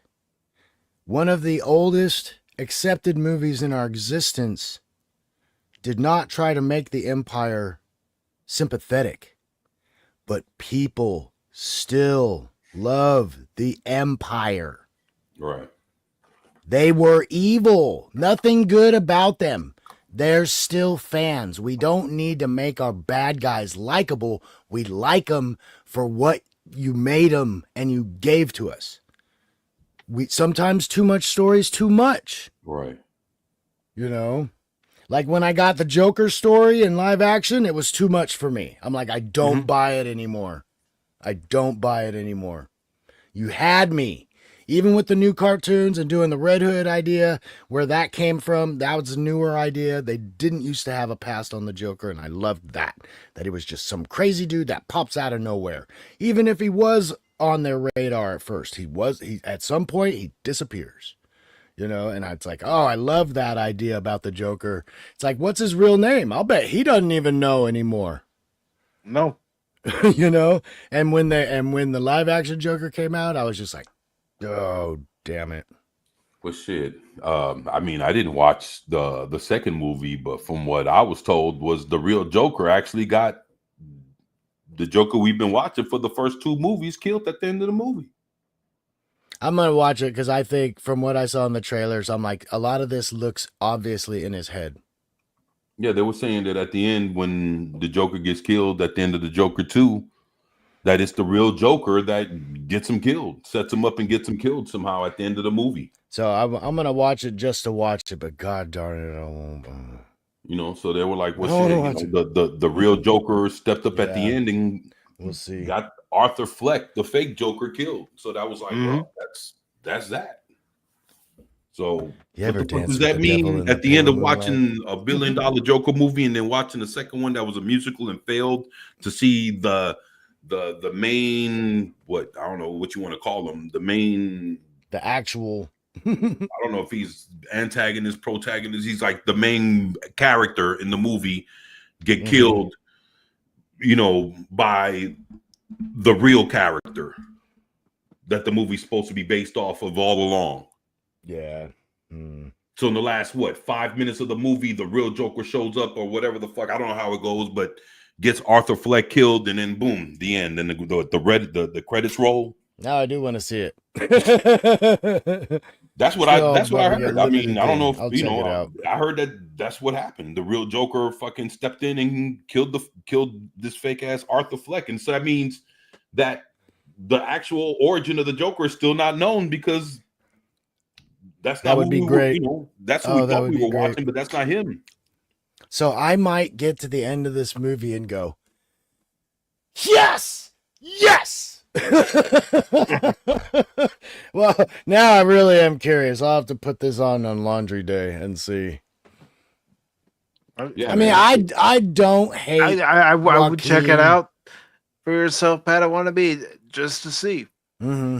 And it's Joaquin Phoenix. No, wait.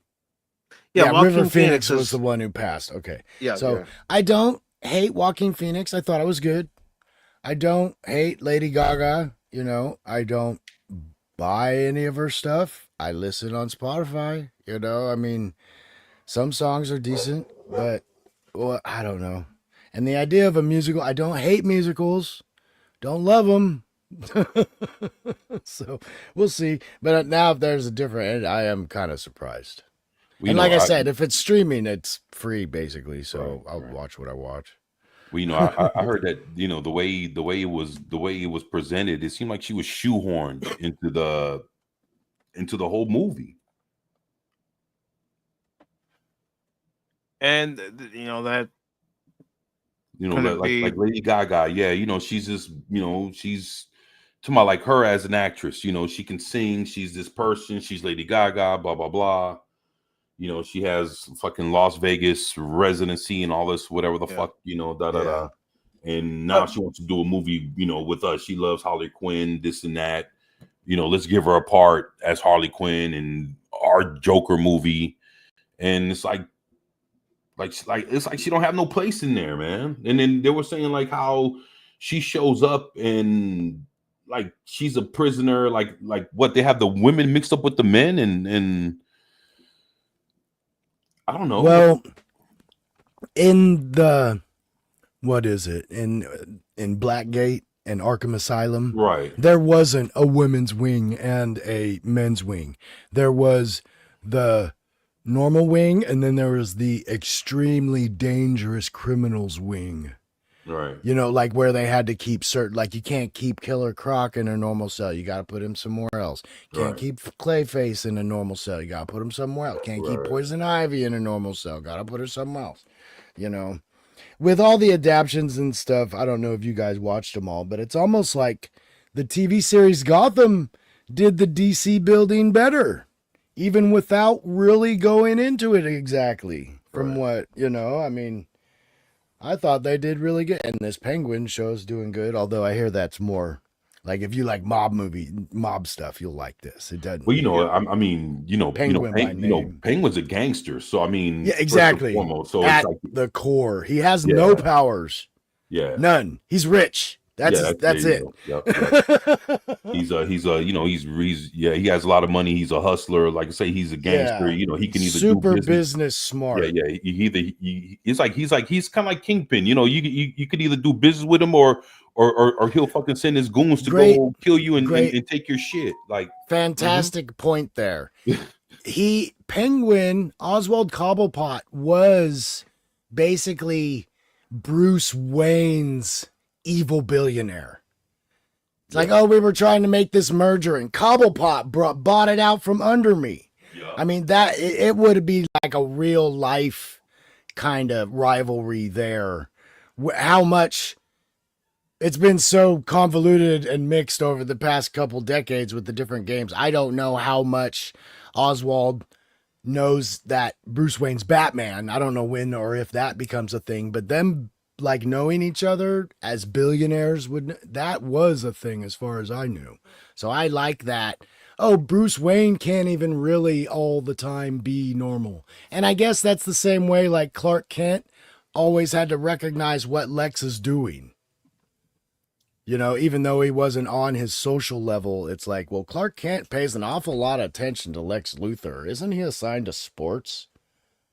No. Yeah. Yeah. Man, that's crazy. Yeah. The ideas are there. The foundation's there. But the execution is poorly done. Mm-hmm. It always comes down to that. I mean, even with the other, you know, they failed to finish the overall plan. New director comes in, new writer. Oh, the showrunner's gone. You know, all that stuff is happening so often now. It is. It shows the instability of Hollywood too, how fragile it is. Such a shame. Such a shame too, because this is actually a lot of our great actors are getting older, right?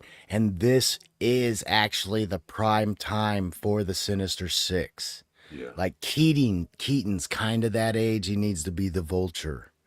Dr. Octavius is an older genius. You know, it's like a lot of these guys are actually the age that you'd kind of think of them in the comic books now.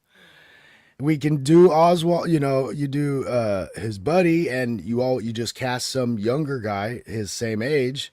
And, you know, it's like, God, dude, this could be like one of the best things, old and new generations even. Yeah. And that they just kind of let that go. I was so excited when they had And I mean, Keaton show up as the Vulture.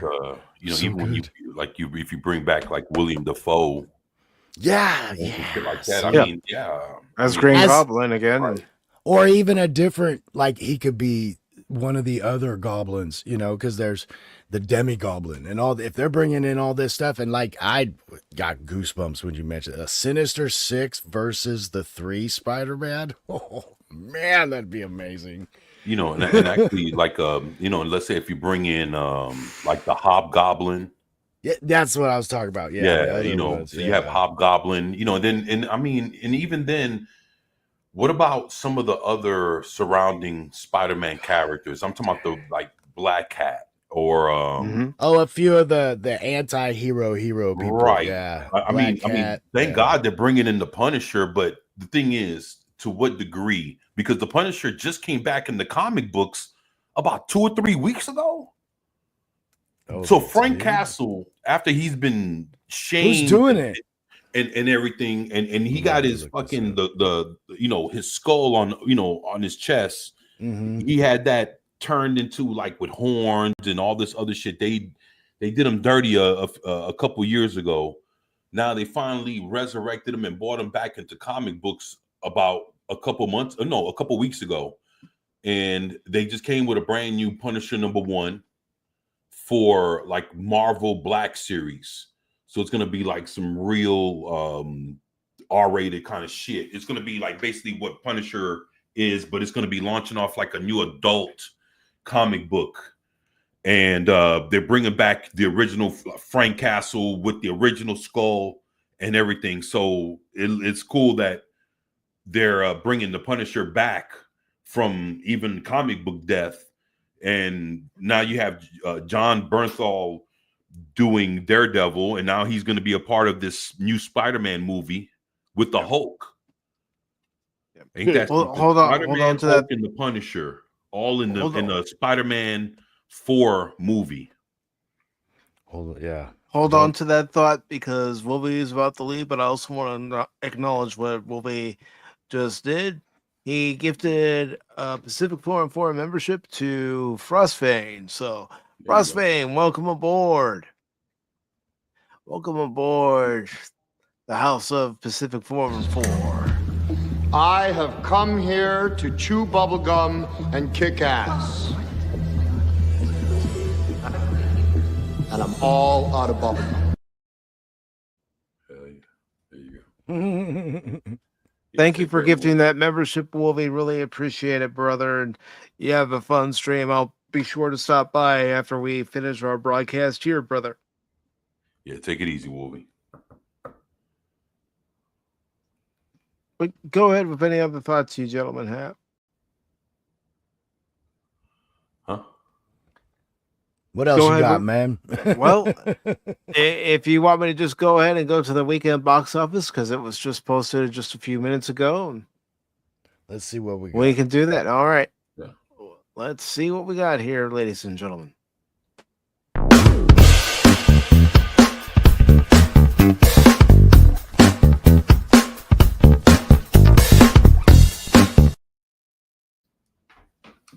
Okay.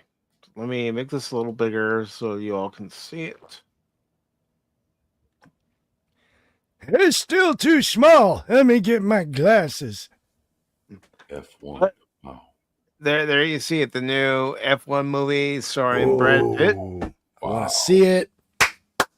Come on, I'm Came all in. with $55.6 million in its opening weekend. And of course, we'll go ahead and take a look at its worldwide total as well. It raked in 88 million internationally, so it's already off to a 144 million start. So that's not too bad, but again, these box office numbers aren't what they used to be. But I'll tell you, I don't know if people like adrenaline pumping type movies, but few racing movies I've seen in my time, I'm really having high hopes for this. I think it's gonna be fun, and it didn't do very good, but Sylvester Stallone did a F1 movie many years ago I got called that. Driven. Whoo, man, that's a good movie. And Yeah, Driven. Yep, I own that. I'm a little amped up for this because I have recently watched the F1 series on Netflix, and that follows the actual F1, circuit in our world. And man, it's a docu kind of series, live action-y thing. But boy, just seeing the ins and outs and all that kind of stuff, and you get a little bit more of the inside baseball look at it, and you get a better feeling because to me, NASCAR is a little more my thing compared to F1. F1 seems like it's really elite, but having watched this series, I'm like, oh, I want to start watching this stuff because that racing is next level stuff. And this story, a lot of people are like, oh, Brad Pitt, really? He's so old. He's going to come into this. This is like almost a real story. There are a couple F1 racers competing against 18, 19, 20, 21, 25-year-old dudes, and they're almost 40, and they've been able to keep it going, or they'll come back after a couple years. So this is a very believable story, and I'm expecting this to be way better than Gran Turismo. Because Gran Turismo kind of let me down. Gran Turismo kind of let me down. How good that game was and what that game meant to me and my racing game career and life, Gran Turismo should have been better. It was decent enough. The actors did decent enough, but the story needed to be a little longer. It seems like he jumps into it awfully quick. And that's all. That's really the only thing I had. But I enjoyed the movie for what it was. It's a good, inspiring kind of Mighty Ducks fantasy. Like, we can do it. We can do. Wow, just an everyday guy can do this too. Like the possibility. I like that. That's what movies are to me. Movies are built on hope. And how to Train Your Dragon, I mean, that movie's built on hope. I've never seen the original animated film, but you did see the live action version of How to Train Your Dragon, and it looks like it's doing pretty well for itself. It made 19 million this weekend. It's got a total of 200 million here in the States and 254 million over in the international markets, given it I that will buy worldwide this total that you see below. I will buy this if I can get a hard copy of this, because I took home a different feeling. When it was animated, I didn't have the same feelings. When it was live action, I was like, wow, and that aspect never even occurred to me. So I got emotional again, but for different reasons, kind of the same and different reasons. So, but again, all happy, all exciting. This movie does give you those big moments. The CGI looks great. The story's good. They do change it a bit, but I bought it. So How to Train Your Dragon is how you highly recommend it. I do, especially if you like the first one. You know, it's funny. I bought it for my kids. I never watched it. That's so good. But I mean, it's here. I have it. I mean, but they're grown now. I mean, my daughter's 18, my son's 21. But I bet they still watch it though. I bet they'd still watch it with you. Yeah, I'm gonna check it out, and I'm gonna watch the cartoon, and then I'm gonna give this one a go just because on your recommendation. I'm gonna go ahead. I was a dinosaur kid, growing up. Me too. So me too. When it comes to things like that, I like them. Land of the Lost for me, man. Land of the Lost. Oh yeah. Hey, did you hear what Netflix is doing right now? Or aren't they doing a new Land of the Lost series? With Sid and Marty Krofft, with the family that's left, they're gonna be working with them to put Land of the Lost back out. Oh, cross your fingers, man. Hopefully they do it justice. Especially, it's not like they're doing it without the Sid and Marty Krofft estate. The Krofft family estate is attached to the project. Let's hope it stays that way the whole time. Because, like, the Airbender show, they lost the producers of the original show. The creators ended up stepping away. One Piece, I heard, the guy kind of stepped away. And it's like, I hope they can keep him good. Well, actually, Padawannabe, the creator of One Piece, was right on board with the live action series. No, he was, but I've heard that he's not with they left between season 2 and 3. Like they were there, and then whatever happens, scheduled whatever it is. Granted, it's kind of like Cowboy Bebop. Man, I still haven't watched that, but God, I want to watch the train wreck. But I don't know Cowboy Bebop enough. I don't want to watch this show and go, well, I like the show.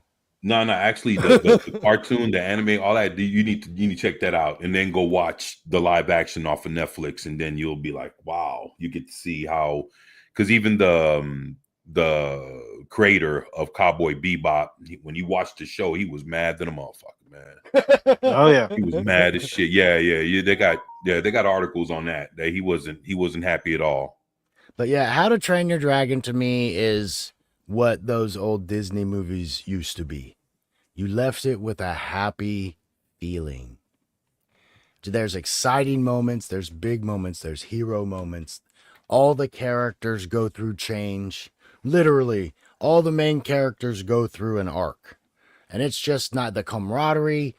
To me, seeing capable younger adults kind of coming into their own, I like that story, and the learning to live with the adults and not my way or your way is better. Right. It's a molding of the two. And it's just such a good story and so exciting. I mean, and I suggest that movie over. If you haven't seen that movie, God, man, y'all missing out on a great film. Well, okay. No singing. That's good. Yeah. All right. And now we have Elio in its second week at the box office, and it's bombing. Only made $10 million this weekend. Yeah. Sorry, Disney and Pixar, but you need to go back to the drawing board. Because, again, I saw the trailer for it when my sister and I went to an event at our local theater where it was showing different trailers for movies that were coming out this year and next year. And Elio was one of them. And I looked at my sister. I said, what the hell is this? Do I need to be on drugs to enjoy this? Actually, I heard that Pixar got rid of a lot of people that helped make the studio what it was, that made a lot of the great movies that were created. A lot of the teams that, had put together a lot of the franchises that, that have built up Pixar. And I think it's funny. There's a lot of companies right now that are, I'm talking about in all kind of industries, that are riding off the backs of past creatives and you know, that have made some of the most epic, you know, piece of material, whether they're just movies, TV shows, video games, comic books, or whatever, that are no longer around. You know, these people, these individuals, you know, either they got fired, they quit, you know, they left the company, you know, because of, you know, creative differences, you know, went their own And then way. they start their own companies. Yeah, and exactly. And you know, some of them just go on to do something else and you just don't hear from them anymore. And it's a shame. And man, and I heard that's the same deal with Pixar, that, you know, it's to a point where after a while the studio is like diminishing in, you know, in every way, you know, from like creative ideas and everything else, and the company's only riding, you know, the company's still around just because of what it's done in its past, but what it's doing in its present, it's you know, it just shows that it's only a fraction of what it used to be. Mm-hmm. I mean, do we have any hopes for Incredibles 3? I mean, No, the second one was okay. I heard different. That's why I didn't watch it. After I heard that, you know, it was a little funky, I was like, well, I'm that's not good. I'll just stick to number one then. Mm-hmm. You know, I heard they did that. I heard they kind of did the same shit to, like, was that Wreck-It Ralph too? Yeah. Yeah. Wreck-It Ralph got fucked over.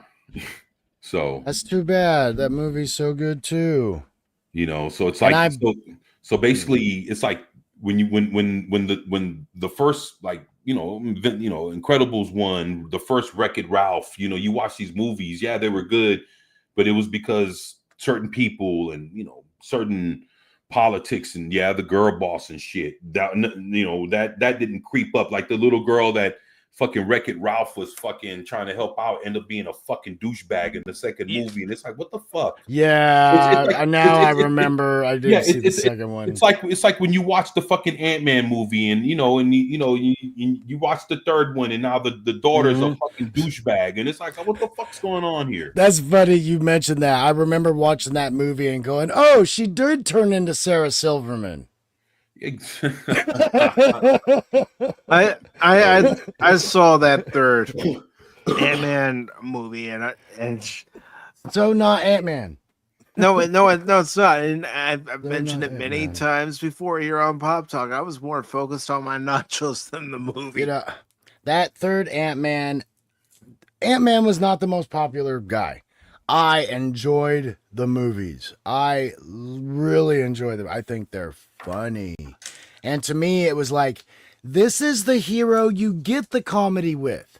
Now, I don't know the backstory enough to be like, oh, this is wrong. If I knew Ant-Man the way I knew X-Men, I probably wouldn't like the Ant-Man movies. Right. But I enjoyed them for what they were. That's Right. what I was like, okay, that's Ant-Man. The new one, none of it. Yeah, It struck me like the third season of Orville. They do a joke and it's like, no, we're not doing that this season. It's like, oh man, they don't even have like his crew in the movie, and they were a lot of the T.I. and those dudes.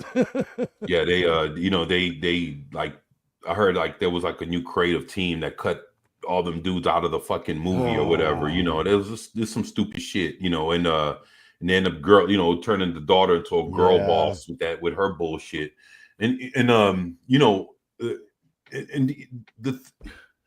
I just can't believe that, it's like, fucking Ant-Man is trying to fucking save the fucking universe and like Endgame and all this other shit, And then He's- the daughter's gonna treat him like, you know, where the fuck you been all this time? You know, like I if he- know. like I just didn't, like, me and my boys, like half of these motherfuckers died. You know, we tried to save the whole fucking, not just the world, probably the universe. Never, not one time did he ever make her feel like he didn't want her in his life. Man. It's just, I get the feeling she had, but as soon as he comes back, who's the first person he's going to find? Right. You know what I mean? So it's like she would have this trauma, this hole, but I can't believe she really thought he's not a deadbeat dad. He was a blink and he's He was gone trapped dad, in the you know. I quantum know, realm. I know. Yeah, he got motherfucker got fucking took away with the snap. All of a He sudden, got kidnapped for 5 years, kind he's of. like, he's like, he got caught up in the snap, but you know, he couldn't pay his child support. Where the fuck is where's my 5 years of payment at? Yo, you owe me back child support, motherfucker. Where you been? You was over in the snap over there getting pussy. Who was getting all my money?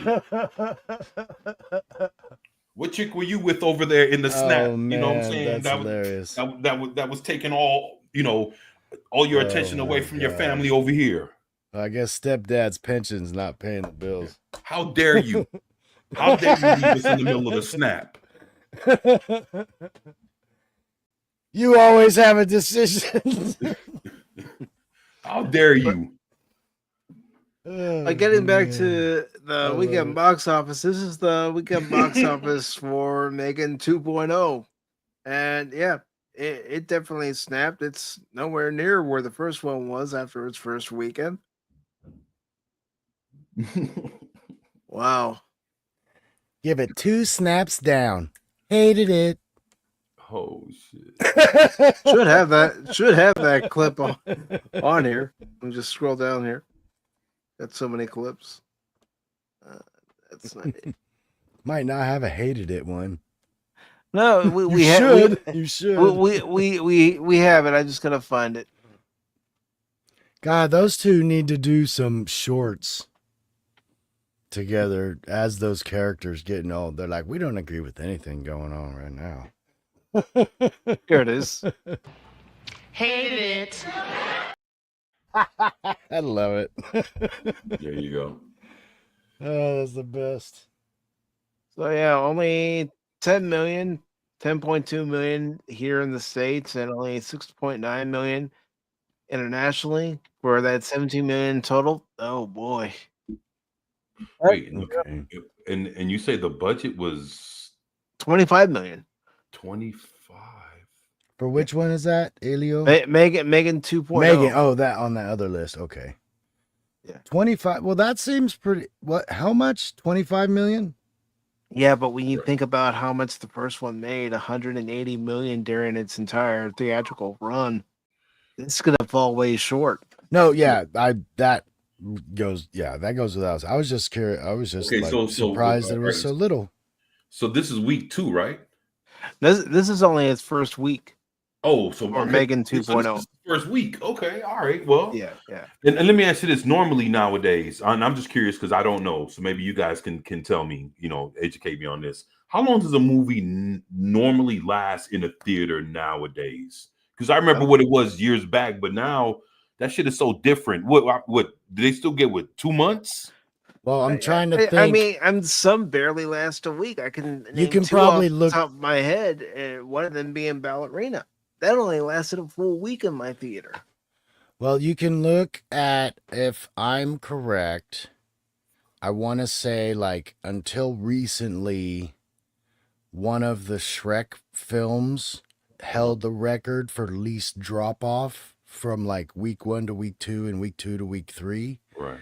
And it was like a 40% drop off, like right away. You know, it's not like they maintain an 80% attendance week 2 and then week 3. Oh, it went up again, 92%. Right. So there is a drop off normally, even for the record holders. Yeah, but the idea that it can go into week 2, 3, 4, 5 and stay what consistent. What 24 is asking is how long do movies stay in the theater in general during their theatrical just in run? general, anymore? right. Oh, these days, God, what, 2 months? Yeah, that's what I was Maybe. thinking. Because see, what I remember, maybe 2 months. But again, I'll bring up Ballerina, only lasting right? in my particular theater for only barely a week. Oh, and the theater, And some movies, they're in the theaters for 30 days, and then Right. come day 40, after it was released, it's already on Fandango and other sites to rent. I was gonna go see Karate Kid Legends Right. instead of How to Train Your Dragon, but it was already out of the theater, my theater right here. For real? So this theater down here is a small one, but I found out that the two biggest ones we had in our city recently have closed. So it's like, oh, it's actually pulling in more people, and it still took it out. Right. After however long that was for Karate Kid, whenever that came out, like a month ago, maybe less. Yeah. A few weeks. That's what I thought about a month ago. Yeah, maybe. it came out last month. But this is only three theaters, and it might hold 100 people in a theater. So they're very small. Oh, okay. And I'll be perfectly honest with everybody.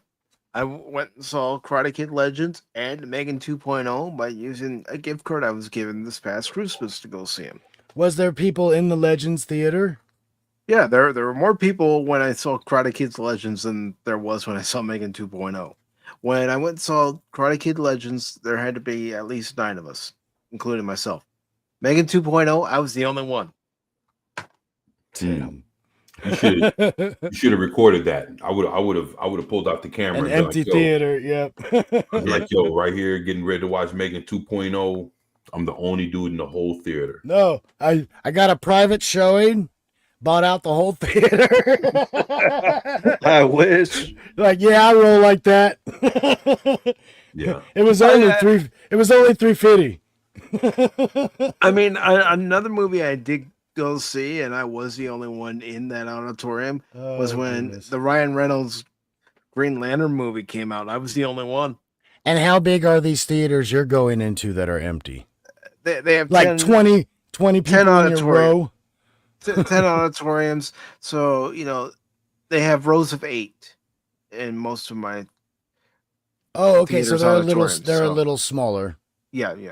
Okay. So you're not going into like the big, I'm not super going widescreen big stadium seat, AMC theater, or anything like that. If I wanted to do that, I'd have to drive an hour and a half. Oh gosh, yeah. Yeah, that's basically when I go. It's normally to like an AMC, so it's like the big theaters. And I remember when I went to go see the Birds of Prey movie with Harley Quinn or whatever. I was the only one in the whole theater. I remember I recorded it too. That was a long time ago too. Yeah, that was right around COVID, if I'm not mistaken. Oh yeah, that had ago. all that to do with So that explains that though for sure. And then we have 28 years later. I have these first 2 movies. I like them.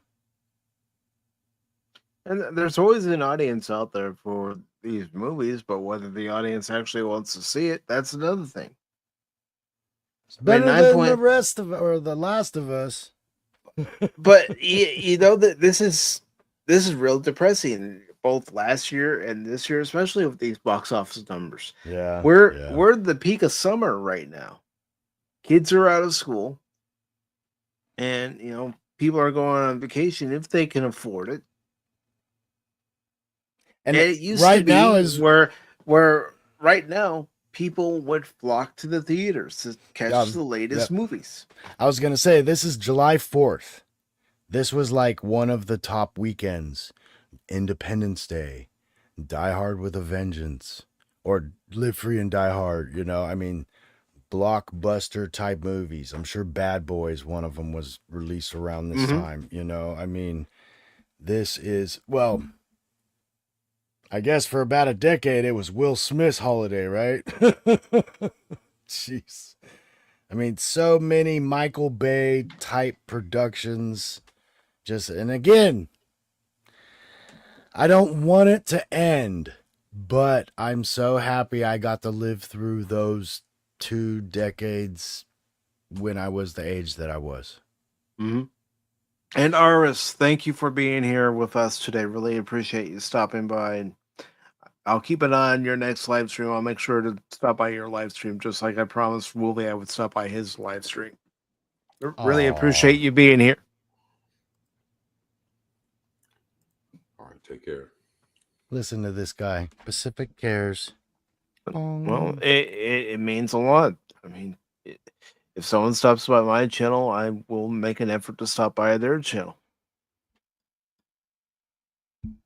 Because, that's how we help each other. Help each other grow by, sharing out the streams, whether it be, reposting it on Rumble, YouTube, or, sharing it out on X. I think it's worth helping one another. And of course, you have Lilo and Stitch that made 6.9 million this weekend. And really, this has been one of the very few hits for Disney this year. I mean, it could cross $1 billion. I don't know how much longer it's going to remain in the theater, but it very well could cross $1 billion. Although I do know people are upset with it, and rightly so, because it changes one of the key elements of the original movie's ending. And then you have Mission Impossible: The Final Reckoning. The thing that's really hurting this movie, it's a good movie, but it's way, way over budget. It's got a $400 million budget. So that's really hurting its box office intake. And I wonder if they rolled some of the budget from the first movie into the second numbers. They're like, well, the first one did pretty good, so the second one will do pretty good. I don't know. I just think Hollywood, especially of late, has a tendency of having too big of a budget for their films. Well, yes. Especially, and you guys said you're watching Godzilla, right? Soon? Not anytime soon. Thought I talked to you about that, like next month or something. No. For July, we're watching Back to the Future, Top Gun Maverick, The Hunt for Red October, and we're having the Happy Gilmore double feature. We're watching the first Happy Gilmore and then the second Happy Gilmore.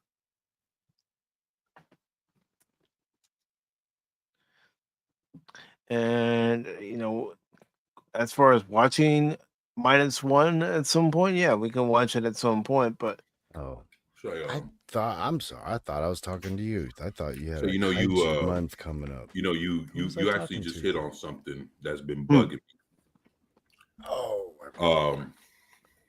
My fault. Happy Gilmore 2, Coming to America 2. Coming to America 2, damn it. They're nothing like when you seen Coming to America 2. What you think about that? I didn't really. I haven't seen it yet. Oh, I have Amazon disappointed. Prime, so I could check it out. Oh boy, I was disappointed. Coming to America was one of my favorite movies when I was a kid. I had it on videotape. I watched it so many times. I loved Eddie Murphy. I loved 80s Eddie Murphy, man. Loved him. But yeah, the second one it missed it. I am looking forward to Happy Gilmore 2. But yeah, they could miss it also. I guess there's like 134 people in the movie. So expect cameos, people, like overtly obvious. We're going to throw in as many people as we know. Like Jason Kelsey, I guess, is a waiter or a bus boy or something. So there's going to be a lot of people. The thing is, from what I'm understanding about Happy Gilmore 2, is that there's nothing funny about it. Oh, no. It's like it has such a serious tone. Like like everything that made it funny and everything, it's like none of that is there. And even when you look at the trailer, Well, yeah, there's the like trailer. everything's like heartfelt, like it was like there was nothing to smile at, there was nothing to laugh at. It seems like so dark, like he looks so sad, and he looks fucking defeated, man. He has a scowl on his face. Yeah, I'll have to see if that is gonna pan out because it seems like that might be the story. You know, he's later in life, he hasn't been doing so good, things like Yeah. that. But we'll have to see if it's.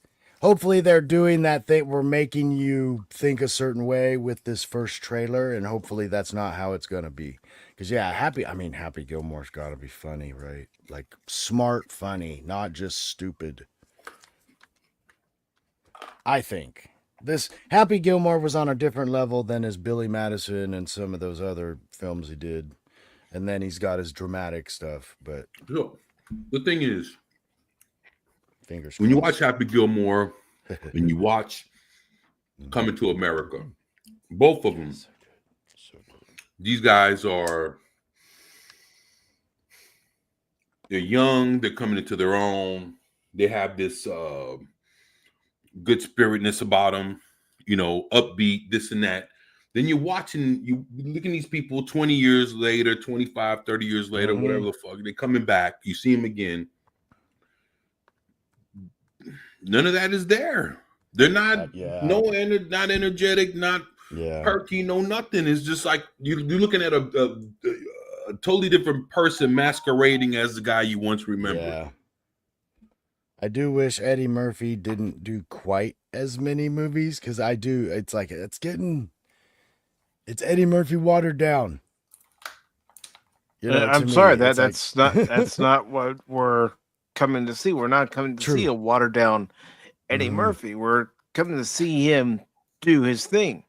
Mm-hmm. And it's like it is there. Like I watched the new Beverly Hills Cop, Axel F, and it's like God, it's so close. They have it there. They have it there. Not enough spice though. But it's.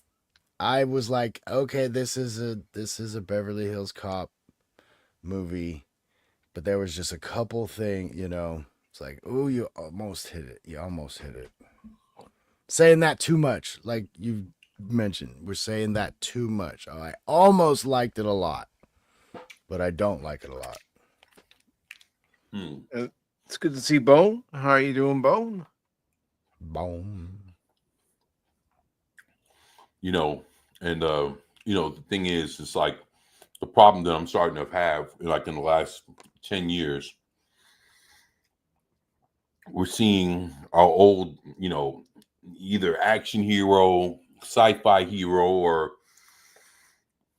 your, comedic, protagonist or whatever, your comedic character, whatever, come back after X amount of years of being gone. And motherfucker's just a fraction of the character he used to be. And I'm hating that, man. I'm hating it every time I see it now. So when I think about Indiana Jones, and I'm thinking about Luke and Han, and I'm Chris thinking about Tucker. and I'm thinking about Eddie Murphy and Coming to America. I'm thinking about Happy Gilmore, and I'm thinking about all these characters coming back to reprise roles, but they're a fucking not even a quarter of what the hell they used to be. And it's like, fuck. And it's like, it's just destroying the perception of what I had when they're coming back with none of the heart, and none of the fire, or none of that oomph that fucking made the characters none of the who they were. None of drive that shit comes back. You just see like a beaten version of that shit.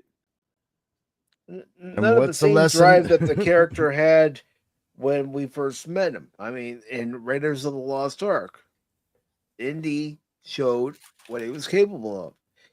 And he had that drive as an archaeologist to look for the Ark of the Covenant, especially keeping it away from the Yahtzees.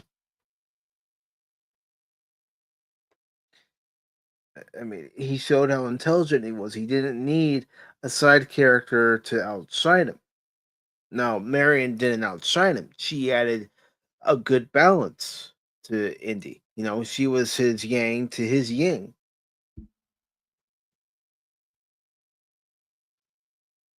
But whenever they bring out, you know, these classic characters, they neuter them. It's like, oh, you remember this character? You know, the Matrix? Well, it's not about Neo anymore. It's about this character. But we're still going to have Neo in it. And one of the things I liked about Ballerina is that the scenes where John Wick is in it, they don't neuter him. Why can't they go back to doing that? You know, have this character in there. Don't neuter him. Still have it be the character you know and love, but have a reason for him to be there to help out this new character. And they did that to a certain extent in Ballerina. And I don't know. Hollywood's just completely lost their mind when it comes to creating and entertaining. Right. What's the lesson we learned here today? Don't turn into Steven Seagal. Don't turn it. Don't turn into a Hollywood creative who thinks they know better than the rest of us on what we want as far as good entertainment is concerned. And that'll bring us to our next story, which will be our final story for today. So I'm going to go ahead and play the transition for that. And here we go.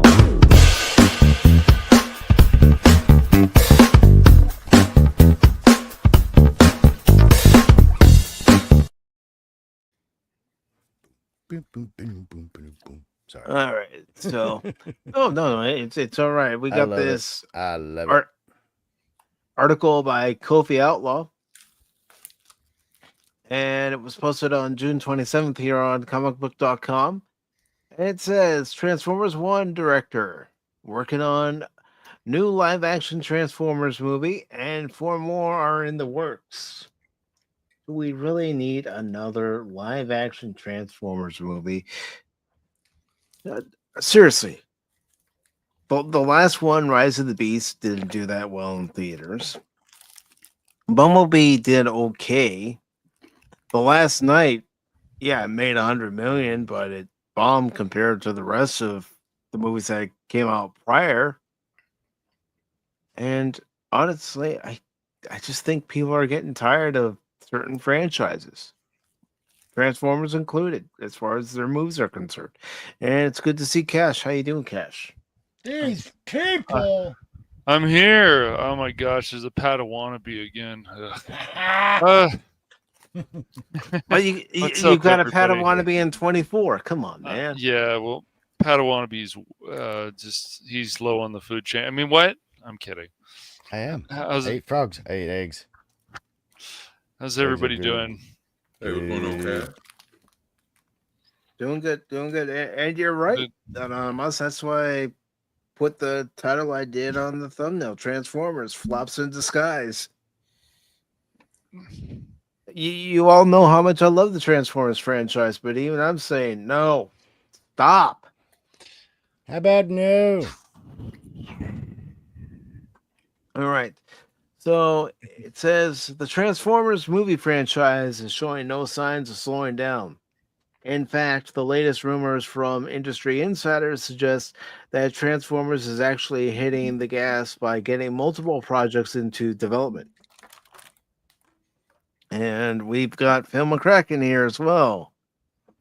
Okay, so we may not need another live-action Transformers movie, but does anybody want a live-action GoBots film?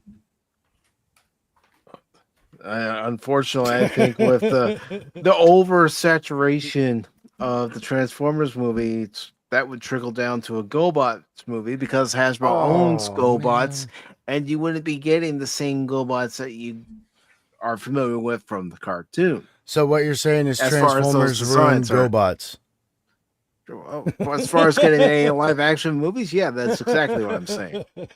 Because they kept producing them, and each one just got worse and worse. Now, granted, I did like Transformers 1, but It was good. even, Yeah. even then, it's like you need to take a break. And Hollywood, unfortunately, has shown all of us they can't and it won't take a break. They won't come up with new ideas because they don't have new ideas. They'll run everything into the ground until it's not even a shell of itself. It's not even a speck of dust of itself. Let's just do that thing we did before. Yeah, that'll work. They like Yeah. that. Yeah, I mean that's their attitude, and if we don't go to see their movie or watch their TV show, they blame us. Well, give something worth watching, then we'll come. You They- build it, people will come. They think anything they do is gold. I mean, there's still stuff out there that is worth seeing, but it's just like what 24 said and other people have said. They want to take this stuff and just bang it into your head until you can't take it anymore. And with the characters, and they don't want to come up with new characters and all kinds of stuff. And it's really just sad in so many ways, because Transformers 1 was good, but that first trailer, like what the hell? That first trailer hurt it. Mhm. The Yep. way Paramount and Hasbro were marketing it really Yeah. hurt it. And when longtime fans saw the merchandise for Transformers 1, they're like, I'm not buying this. Right, exactly. It looked cheap. And for collectors, if they want to get something from a movie, they don't want to get something that looks cheap. They want to get something that is a worthy display piece. Let's face it. Exactly. That's why everything is just a worry about stuff, because it's not presented the way it's supposed to be, like it should be. Getting the narrator for Voltron, getting this, and it's like people will say, "Oh, who cares?" Well, you should care. Always. You should care. If you want to hear Peter Cullen Yes. do that opening Exactly. narration for the Yes. Voltron movie, then you Hire give the him. man the money. That's right. All right, so it says the Transformers franchise is showing no signs of slowing down. In fact, the latest rumors from the industry insiders suggest that Transformers is actually hitting the gas by getting multiple projects into development. The biggest headline so far has been news that Michael Bay, director of the first 5 Transformers live-action films, is returning to the franchise after a lengthy and seemingly permanent hiatus. However, there is also a rumor that Josh Cooley, the director of the recent animated feature Transformers 1, will be sticking with the franchise, not in the way we would have expected. According to a new report, Cooley has been tapped by Paramount to develop a live-action Transformers movie project, one that will be separate from the project that Michael Bay is working on. In fact, by Puck News, I've never heard of them. There are currently 5 different Transformer projects in development, with Bay and Cooley's films being 2 of the 5. Oh, really? Really? Why don't you all just lay the franchise, as far as its live action movies are concerned, to rest for a while, a good long while? Well, in 2 years it'll be 20 years since the first live action movie came out. It's gotten, just like its comic book movie counterparts, tiresome. Let's take a break, folks. Sorry, just flashed in my head the preview movies in Tropic Thunder when they have the guy play the character over and over again. He's like, and you didn't expect it 3 more times. It's like, no, we didn't want it. Oh my gosh. Transformers 1 turned out to be an unexpected flop for Paramount and the Transformers franchise. The animated feature still required a budget that's been estimated to have reached as high as 145 million or more to make and market.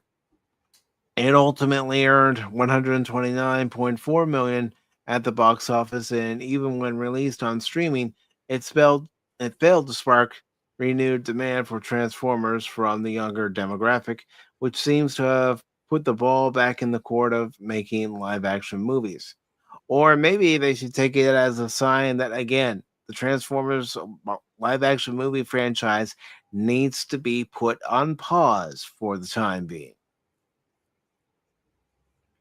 Say what you will about Bay's films, they never earned less than 600 million at the box office. Meanwhile, the franchise has struggled to reach 500 million with any film released after Bay left in 2017, with Bumblebee, Transformers 1, and Transformers Rise of the Beast all being creatively rich but modestly successful releases. Therein lies the interesting question about Cooley's place in all this. Transformers 1 offered deep cut lore from modern Transformers comics, cartoons, and other media. Currently, some of these comics are doing wonderful things with some lore that could be very relevant to this film franchise, the Transformers and G.I. Joe crossover, which they did announce, and whether it actually comes out to theaters is another thing. Hardcore fans have been wondering if Image Comics' Energon universe gives both Transformers and G.I. Joe a more adult themed tone set against 90s era science action, sci-fi action, I should say, and even horror tropes. That seems to be the exact place where Rise of the Beast left things off, with the Autobots' new human ally, ex-soldier Noah Diaz, Anthony Ramos, being recruited by G.I. Joe. Could Josh Cooley take the reins on that corner of the franchise rather than another animated venture? Last we heard a year ago, Derek Connolly was working on a script draft and the director was still being sought. Maybe that search ended with Cooley. Goes on to say, it seems like a sensible bet.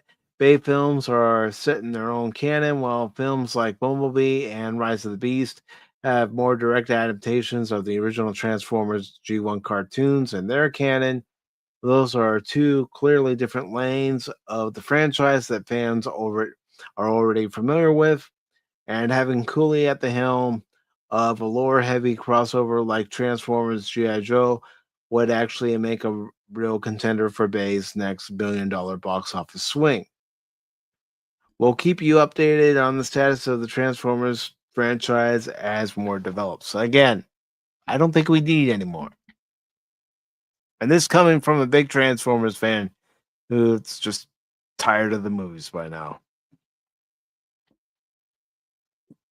Doesn't need to happen. What do you guys think? It's giant robots with explosions now. I mean, You know what? it's kind of lost the sparkle. Yeah, they just need to make a faithful adaptation, man. You know what? A lot of this fucking bullshit, all this excess of movie making would be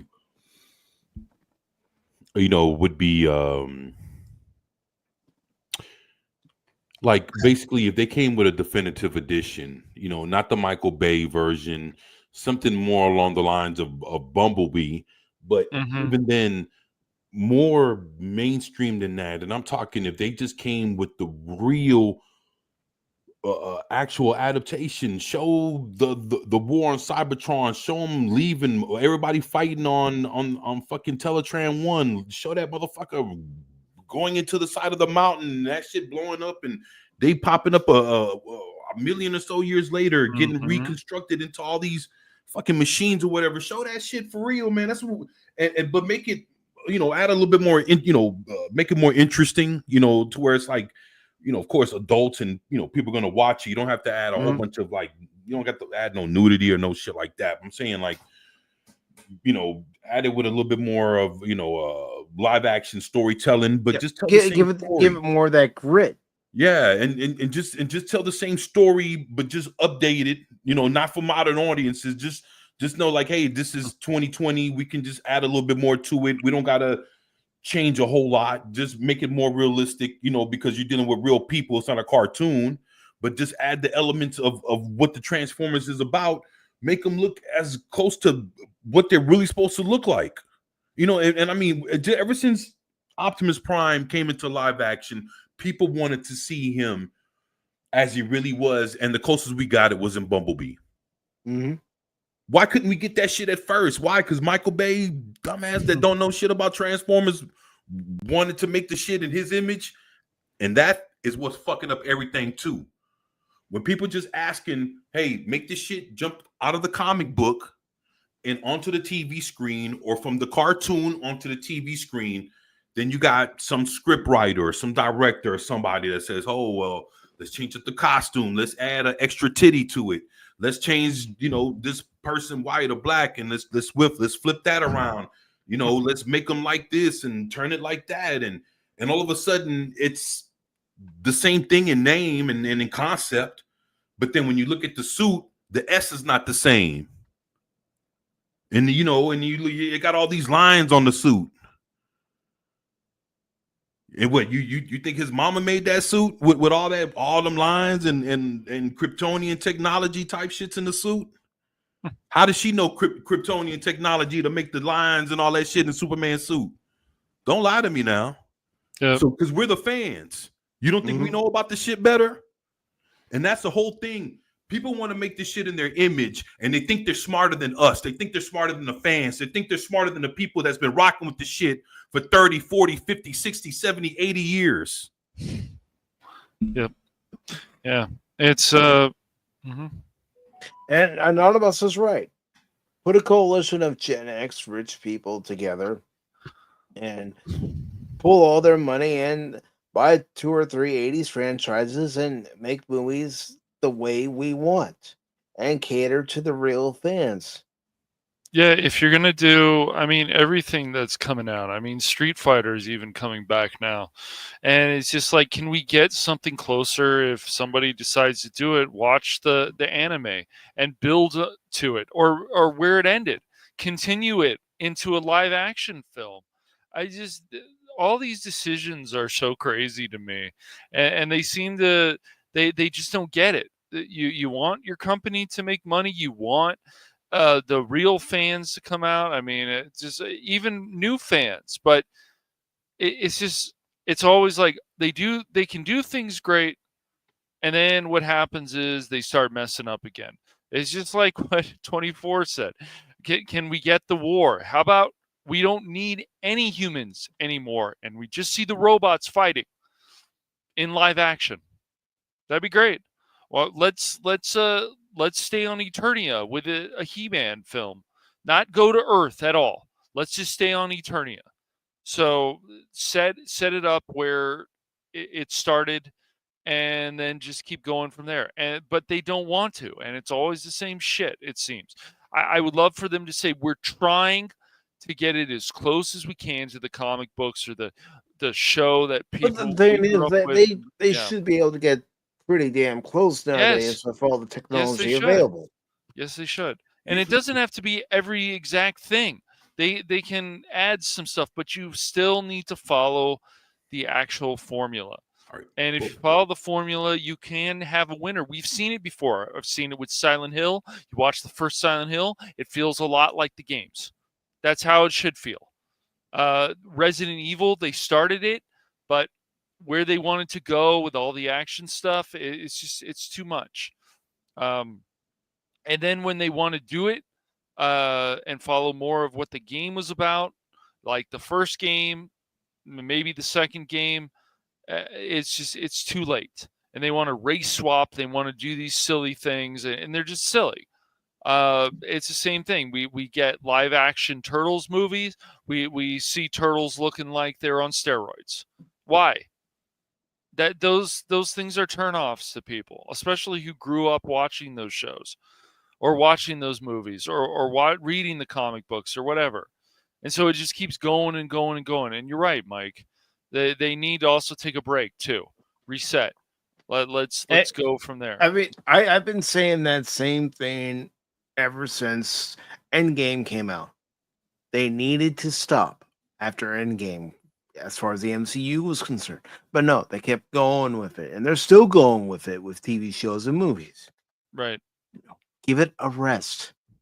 Yes. Hello there. Hello, Phil. Hello, Phil. Oh, Cash Money. But- here. Ah, But to quote President Donald Trump, they don't know what the fuck they're doing. can I throw my 2 cents in? Always, dude. My lovely 2 cents. Oh, Please. just real quick. I have to say this. Anonymous. If we were kids and we were playing with Transformers and you come over with Oh, GoBots, we'll turn you away. There he We'll goes. go the opposite. Just point that out to you again, Anonymous. But just proves in 1,001 talks on Pop Talk, out of Pop Talk, Hollywood has no ideas. Hollywood has no ideas. Since I would say the early 2000s, Hollywood's plans are reimagines, remakes, and either base it on a toy, base it on a cartoon. That's their 4 things. That's all they got in their head. Now, 5 years before that, or even 10 years before that, you didn't get many cartoon superhero movies, minus Batman. That was it. But now they're on a kick. But they're not on the kick because this is what they really want to do. This is the kick because they have nothing to do. When was the last time you had an original, not a remake, rehash, or an adaptation of what already is there, of a science fiction movie? It's been too long.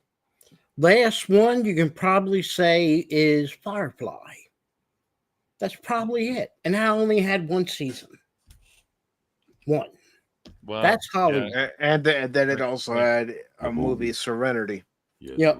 And that was Yeah. only because the fans Yes. complained to get that 1 movie. Yes. Now, like I said, and I said it before to you guys, we said it privately, Hollywood's not going to change. The one thing they will understand, let one of these studios go under. Let them be the next Subway. That's when they'll understand. Like I said, it isn't that hard to be creative. They go and they take a superhero, change them to a woman, change them to this, change them to that, everything other than what the original creator created that superhero to be. Right. Instead of making a new one, because here's the problem with the new one. They have no ingenuity, no know-how to go and create their own character and make them how they want. I mean, look, we're already getting another Fantastic Four movies. They're needed. I failed 3 times. It's the truth of the matter is, doesn't have with the Fantastic Four failures, had nothing to do other than people in 2020s cannot relate to characters that were specifically designed and the mentality of 1960. They don't update them. Mm-hmm. They didn't do anything to bring them characters into a modern setting. It's the Fantastic Four, even though it's Marvel, suffers from what DC characters suffer from. They never modernized them besides Batman. Marvel, the rest of their little crews and little characters and cliques, they modernized. They're not 1960s. They're when they came out, like when they came out with the X-Men, they weren't designing them to be how they were in 1960s when they first came out. No, every time they reboot a comic book series, whether it's DC, Marvel, or any other company, they update them. Mm-hmm. So I would like to see Hollywood return to creativity, make something new of their own, But And it doesn't just affect the movies; it's TV shows too. That's why there's a great exodus. People not going to movies anymore as much as they do. People aren't going watching TV or watching whatever they want on their stream services anymore. You know, it's because it's what do we need? It's a retread of, it's of the all it is. same It's thing retreading over and over that again. tractor trailer tire. Instead of replacing that tire, we're just going to put the retread that's cheaper, knowing that eventually it's going to shred on the highway somewhere. But I mean, really, sadly to say, do you want creativity? You want something new and refreshing? It's not saying, I don't mean to say sadly you have to go to YouTube, but it's really had to be independent content creators that are doing it. You can go on to YouTube, and I don't care what is your genre, what is your thing, and you can find it on YouTube, fan made, better than anything Hollywood is producing today. You know, Even Star Trek fan projects that you can find on YouTube are better than what's currently being done by Alex Kurtzman in his secret hideout. well, I mean, like I said, it's sad to see the state of entertainment as it is compared to what the five of us and everybody in the chat right now grew up with. It is. There's only a few people who care. I mean, you got stuff like Fallout, you got some other things out there, but there's just not that much. Even the Mission Impossible film, it's like the budget, and it was really good, part one and part two. But once again, there's not much. That Formula One movie looks pretty cool if you like racing films. But once again, where is there's other stuff. There used to be, Disney used to have these great inspirational films that were based on actual true stories of sports. Those aren't there anymore. And their last one that they did wasn't that good. And so they just, I'm sure they could find other inspirational sports movies that they could do stories on. I mean, heck, the Rookie with Dennis Quaid. Yes, that's a good movie. It is. It is. Disney lucked out. Sometimes they get hits when they weren't expecting to get hits. The Pirates of the Caribbean was not supposed to be what it turned out to be. That was only a movie to promote the new ride. No, that's all it was. And it accidentally gave Disney new life. If you look before... Well, it gave the ride new life, too. I mean, the ride's been there ever since it opened. Yes. But if you notice... At Disneyland, and then, of course, they have it at Disney World and the other Disney parks, and... Well, when you have people like Bruckheimer involved and stuff, that's usually a really good sign of things. But the first live action hit for Disney in the modern era was Pirates. Before that, you couldn't get them to get a hit on a live action movie. John Carter, I'm not saying it's a bad movie, but technically it was a bomb. Yeah, it was. Even the National Treasure movies weren't that big of a hit. No. I mean, I like them. They were good, yeah. They're both good. They're enjoyable, yeah. One's better than two, I feel, but they're still enjoyable. There was supposed to be a third, but it never panned out. Disney just abandoned it. But you know what? I find that ironic. They're willing to abandon... Because there is a big fandom for that National Treasure movie. Yeah, people still want a third movie. They have shows and movies that bomb back to back of a certain genre. Pick one, I don't care. Yeah. And they're willing to finance more. But, a National Treasure movie will be a major hit. I don't know. But I can guarantee if they spend $40 million, they'll definitely get the $40 million back on that movie. I'm not saying they'll make a $300 million or $400 million. Maybe could, but it has a better chance than, say, anything that's on, I don't know, right, what's going on the next Marvel superhero movie. I'm not even interested. Other than Fantastic Four, I don't know what is coming out of the pipeline because I don't pay attention to that stuff as much as I used to. No. I mean, if anybody's noticed, and I'm sure you all have, how often do we actually talk about DC and Marvel all in one episode of Pop Talk? We might talk about something James Gunn said, and of course, talk about Superman because I'll admit that is one of the hot topics right now. But I don't want to talk about it over and over, week after week. Talk about it when it's relevant. If there's a story that's relevant, yeah, discuss it then. But I don't want to drag it out.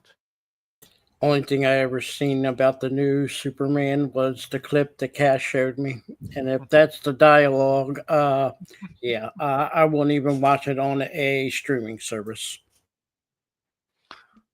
To hearing the leaks from Crit and so on, and we'll see. We'll know soon enough. Yeah, July 11th or sometime around there is when it comes out. Well, we'll know soon, and if that's really what they're going to do with certain things, or if James Gunn is going to try to make a version of this of Guardians of the Galaxy, like I feel he tried to do with Suicide Squad. That's why I was like, I see comparisons here with this is a more modern version. It's like, oh, they made a dick joke, or Peacemaker made a dick joke. That makes no sense. Things like that. Oh, that's so funny. Ha ha ha. Really, if that's the kind of direction they're going to go, and if Superman really does scream throughout a lot of the movie, like the whole thing with Zod where he was screaming all the time, and Man of Steel, but Man of Steel is still a movie you can go back and watch. So we'll just see how it goes. But I wish I had hope. Like we've talked about this, Mike. We don't want the film to fail, but I just if Superman isn't what Superman is supposed to be, and in Man of Steel you still felt Superman. Yes, it was more of a grittier, darker tone and stuff, and we've seen that even in the comics, or also in the animated stuff. But hold the thought, yeah. Cash. 24's got to go. Okay, no problem. 24, go ahead and promote yourself, and I do want to thank you for joining us today. Really appreciate you taking time, and it was a lot of fun having you here, brother. Yeah, I appreciate that. I had a great time being here with y'all. Sorry I had to bail, but I got to go take care of some things with my kids. So, but just wanted to thank y'all for having me. I enjoyed being here, man. I look forward to catching up with y'all again here, soon. Hopefully next week or two we can do this again. But it just felt good being back over here and talking to y'all, and talking about all this. And I'm looking forward to the next time. I'll definitely be checking out the rest of this live stream when I'm done with my family. But I just want to tell y'all thank y'all. If y'all haven't subscribed, please do. My name is 24/7. The channel is 24/7 Fusion Media, and I look forward to catching up with all y'all soon. You guys enjoy the rest of y'all day and your afternoon. You guys have been awesome. I had a great time, man, and I appreciate y'all for having me. Anytime, brother. Like I've told you, brother, you have an open invitation if you want to join us for our next couple of watch parties. Wednesday, we're watching Back to the Future, and next Sunday, we're watching Top Gun Maverick. So if you want to join us for any of those, you're more than welcome to. All right, that's cool. I appreciate it. If I get off of work early enough, I'll definitely try to join you, and I'll try to let you know ahead of time. All right, man. Well, I appreciate it, man. Y'all take it easy, man, and y'all be safe. And thank y'all for having me, man. Y'all take it easy. Anytime, brother. Have a great day. All right, y'all too, man. Talk to you soon, buddy. All right. Thank you.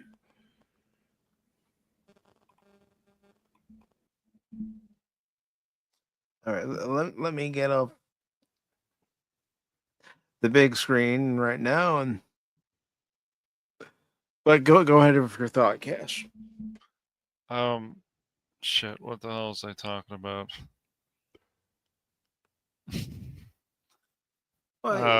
You were talking about the Superman thing, right? Yeah, Superman. Yeah, no. It's just like the Fantastic Four, and I get it. Well, we got to reboot this. We got to do this. We got to do that. It's really sad to me because uh, there's been some good ideas. The first Doctor Strange film was very good. The second one, besides, it was cool to see Elizabeth Olsen actually turn into Scarlet Witch, but it's just they tied that in with the WandaVision, and I was like, eh. It's just I don't even blame all of Sam Raimi for that film, but uh, no, I look at these movies from DC and Marvel lately, and I just go, eh. You know, I might care about Doomsday with the Russo brothers, but I don't know. I just they're just so far gone with everything. I mean, even with some of the stuff Sony's doing, and uh, uh, across the Spider Verse, and the third part of that, and Evil Miles Morales, and oh boy, very exciting. It's just more multiverse stuff, more this, more that. They have a really good idea, and then they squander it, and then they change the character. Then it's like I can't even look at Miles Morales as Spider-Man anymore. I don't care what people think. I don't like some of the directions they went, either in the game or the second one, or in Across the Spider-Verse, and they just keep doing this stuff, and I don't know. They believe this sell, and I hope Superman makes a lot of money, but who knows? I don't know. And the thing is, even with these movies that are supposed to come out, who's to say that there aren't going to be any movie theaters to release them in? Right. Yes, I know some of these movies are also going to streaming, but Hmm. do you really think that streaming's that viable option that can support these movie studios like movie theaters have for all these years? I don't know. I don't think so. There was a threat back in the day when VHSs came out, and people thought when the VHS comes out, that'll be the end of movie theaters. Blockbuster was supposed to destroy the industry for that. Didn't happen. No. I mean, you see, in today's world, we don't have drive-ins, so that got wiped out. And movie There's theaters, a few left, but not as many. not as many. Movie theaters, the first time, Star Wars saved the movie theaters. It wasn't for Star Wars, I would say you're a majority. You might have one or two major theater companies, but back in the day, around 76, 75, people were saying the day the movie theater was done. You know, well, not only that with Star Wars, but you also had The Godfather, the first one that saved Paramount Studios, Paramount Pictures. They were bankrupt at the time, and that movie single-handedly helped save the studio. Might not have been politically correct, but it was great for it to come out. You know, I mean, there was back in the day, some movies, certain groups of people didn't like it. It isn't like today, nowhere near what it is today. People say, well, I just won't watch it. And people left it alone at that. You didn't question it. You didn't say anything. If you didn't like something, it was okay not to watch or go to the theaters to watch. In today's world, oh, why don't you like it? Today's rules, and I'll just use YouTube as an example. If you're not coming out and praising a movie to the high heavens, people will downvote and leave comments in your comment section because you're not one of the people lining up and saying, follow the lemmings, and go see this movie. Folks, we all have our different opinion. We're not always going to agree. We're not supposed to always agree. Some people like A&W, but there was people that like Hires. But if you tell people today what's Hires, they don't have a clue. I'm talking root beer. I know you're talking root beer. We know that. Yeah, it's a Coke Pepsi thing. Look, it's always been that way. You tell somebody today, hey, guess what? The first trans movie didn't come out till they will say something like 2000. Hello, 82, we had Tootsie. And that was a very popular movie back Yeah. in 1982. Very conservative. Mm-hmm. And a great movie. I liked it, But everything today has to be like Cash Money said last night. You had a certain actress that says, I was the first female lead. No. No, you weren't, Jennifer No. Lawrence. No, you weren't. But I do want to say hello to George Lucas over here on Rumble and over on the YouTube side and over on the Rumble side, Apollomees Minion, also known as Dark Knight, over on Rumble. Good to see you, Apollomees. How are the roads treating you, Apollomees? And how are you doing? So go ahead, Phil. Oh, no. I was just watching and looking at what Anonymous said there. Maybe. It wasn't always out there, but back then it wasn't, oh, you are this, you are that. Frankly, people didn't care. Liberace's a prime example. Very popular with women. But everybody knew that he was a certain way, and nobody cared. I don't remember him ever being kicked off a show because of it. I didn't see mobs that said they hated him and protested him. If you didn't like Liberace for what he was or how he performed, don't watch him. I have 3 words for you. Fabulous. And you know, people love the movie Tootsie, but people also love the comedy Bosom Buddies. Yep. Well, yeah. That was transgender, if you want to call it that. Yeah. It's kind of funny. Oh, go ahead. There's also movies like The Birdcage, right? Yeah, with Robin Well, Williams. we've got Birdcage. Yeah, I was gonna mention we get one like every 10 years, or like they're marked. And it's like 85-ish is Tootsie. In 95 we get Tu Wong Fu with Swayze and Snipes and John Leguizamo. And then in 2005 we get Kinky Boots with that actor. I cannot pronounce his name.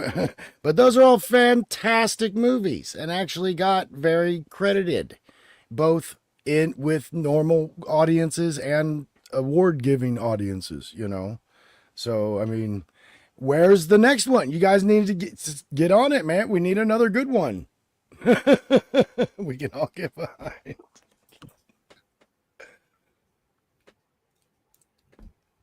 I mean, it's not like we never accepted it. That was never the case. It always comes back to the same thing. Give us a good story. Love Bosom Buddies. But like they don't learn anything, Padawannabe, because I mean, even I heard recently. Who doesn't? Hollywood. Oh, they don't damn. learn. Come on, pick up the bait. Come on. No, I'm not. Nice try. Ariana Grande, I heard the other day, is being added to the Oscar committee. Why would I want to trust things that she has to promote? Ariana Grande used to make sense. Nowadays, to me, no. She sounds too rehearsed. In her normal interview, it's like something's up.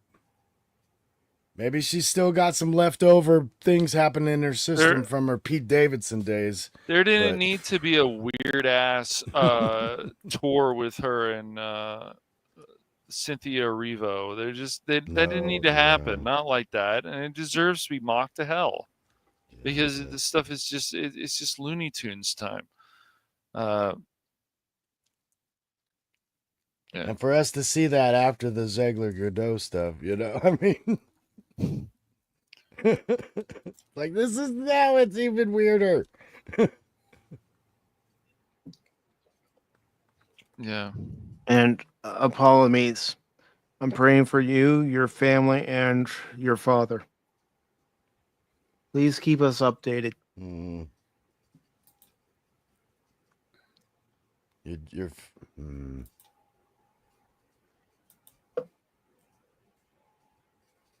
Yeah. He will be watching over you while you're on the road. Cat Williams, gosh, that's a name I haven't heard in a while. Oh, jeez. well, his clothing has always been a little flamboyant, shall we say. Look at any one of Cat Williams' specials. Just look at what he goes to the hairdresser. He goes to the pimp clothing store, I guess.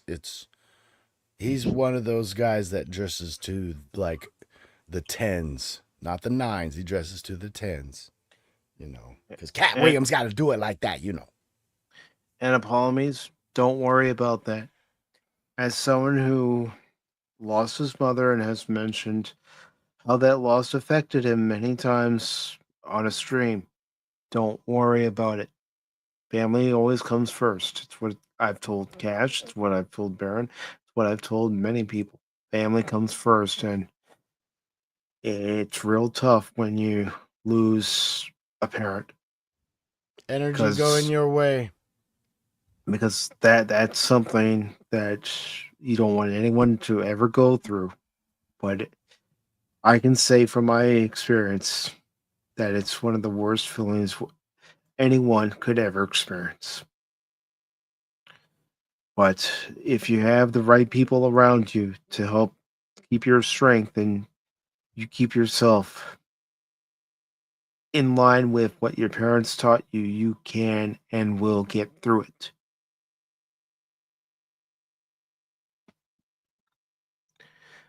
I mean, I consider you all my family. You've all helped me, and there have been days where I didn't want to stream even though I had it scheduled, but I did it because I want to be with you guys. Something that may sound sad, that may sound pathetic, but it's truth. I wanted to be with you guys because you've been there for me. And now, Apollomies, will be there for you. If you need anything, please DM me. I'm serious about this.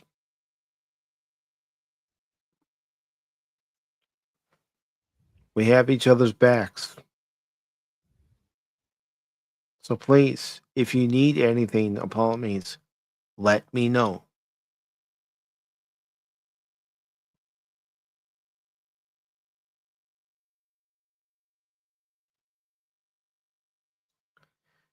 No one goes through anything alone. I know it may feel like it.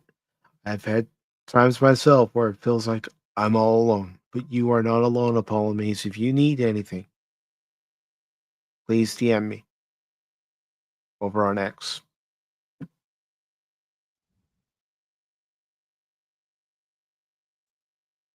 Again, I know what it's like, and I know the hurt, and I know the pain. But if you need anything, do not hesitate.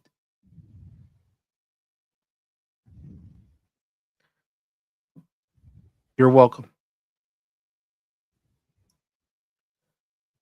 Just DM me and say, Pacific, this is what I need, and I'll do what I can.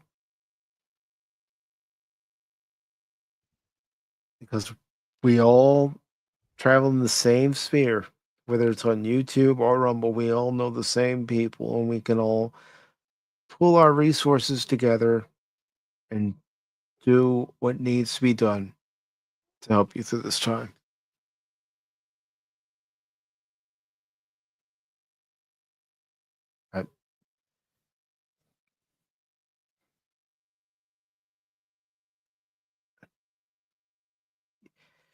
You know, we all know that we have a limited time on this planet. We don't know when our time's going to be up, but we cherish what time we do have left and the moments that we have on this planet, and also the moments that we've shared with our family and loved ones throughout the years. And whenever I'm feeling down and I need to pick me up, I do think about things that I experienced with my parents, good times, and even times that, may have aggravated me at the time. I can look back at them and just smile and have a laugh. because what might have gotten us worked up at the time wasn't really important, and we even admitted it after the fact. But family, you only get one. You don't get to choose your family, but you get one, and they mean a lot to each and every one of us. And Lady Miss is sending you love over from the YouTube side. Apologies. But again, if you need anything, reach out to me. I'll do what I can. All right. So, does anyone have anything else they'd like to say, talk about before we get out of here?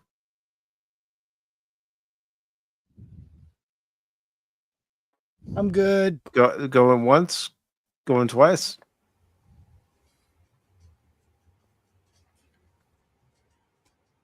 Have a good Sunday. Yeah, definitely have a good Sunday. And I'll give you guys an update on the watch hours on Wednesday. But apologies, please. We love you. We all love you here, and you have a lot of friends, not just in this chat, but in many chats on YouTube and on Rumble, and we all love you, and we're all there for you. So, if anybody would like to promote anything, go ahead. I'm good for now. Nothing Okay. on stream. Cash? No, I'm good for now too. Just still working on some stuff. Okay. Phil, anything coming up? Anyone you're going to be on with or have a discussion with? I still YouTube things on hiatus. Just hanging out with Cash Money at night, driving me crazy. It's the other way around, but yes. Wait a minute. What video is the guy you were showing last night? It was hilarious. Who? Alex Stein? Yes. Yeah, he's crazy, but yeah, those are funny. Yep. And that guy who does Trump, the impersonator. That guy. That guy is funny. Yep. Well, one day Mike has to stay up and you can show him some of them videos. If I stay up too late, it messes me up for I can see that next morning. You can't. No. I can't recover as quickly as I used to. I'm older than anybody here. I'm not as good as I once was, but I'm as good once as I'll ever be. But before I get out of here, I do want to take the time to thank everybody who's been here during this afternoon, joining Baron, 24, Phil, Padawannabe, Cash, and myself. Of course, apologies again. Yes. If you need anything, reach out, and I will spread the word, and we'll all come together. I'm serious. And of course, George Lucas. Good to see you, George. Glad to have you here today. Funny if that was the real George Lucas, wouldn't it? I don't think it is, Phil. You never know. Hey, he's never popped know. in before. He's popped in here before. So. There's probably 3 IDs or maybe even 50 of George Lucas, but there might be one that is the real one. And of course, Bone, thank you for being here today. Really appreciate that. Wolverine, appreciate you being here and also giving that gifted membership to Frostfang. Thank you very much for your support, brother. And Aris 218, thank you for being here today. Oh, nice. That's DJ Ronnie G's friend. Mm-hmm. Very cool. Wait a minute. Ronnie has friends? Yeah, yes, he does, Phil. Yes, he does. Yes. And Aris, like I said, I will be on the lookout for your live streams, and I will be sure to stop by. And same goes for Low Spec Linux Gaming. Brother, your next stream, I will definitely stop by. Of course, Pat, thank you for being here and joining us on the panel today, as this was Yay. open to Stealth as optional members. One of us. Anonymous, always good to see you, brother. Really appreciate it. Pop Culture Mechanic, always good to see you, brother. Tree Rock, thank you for being here, brother, and giving your thoughts and opinions on the topics that we're talking about. That's what the show's about. For everybody to sit back, relax, and join the conversation. And of course, again, Wolvie, thank you very much, brother. Blazerhawk Darren, appreciate you being here. Good to see you. Snorty, everybody's favorite polar bear in his human suit. Thanks for being here, brother. Glad to have you here. Fabric Folds, good to see you. Of course, I hope by now you're getting some sleep. And of course, Steven, thank you for being here, brother, and giving that member chat.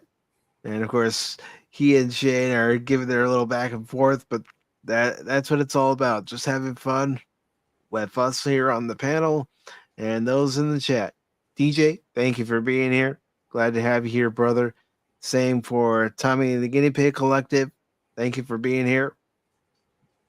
And we also had the long-suffering Miss Tag. You know, she's got to keep Baron in line and make sure that Baron takes her to work and, you know, drive safe, doesn't exceed the speed limit.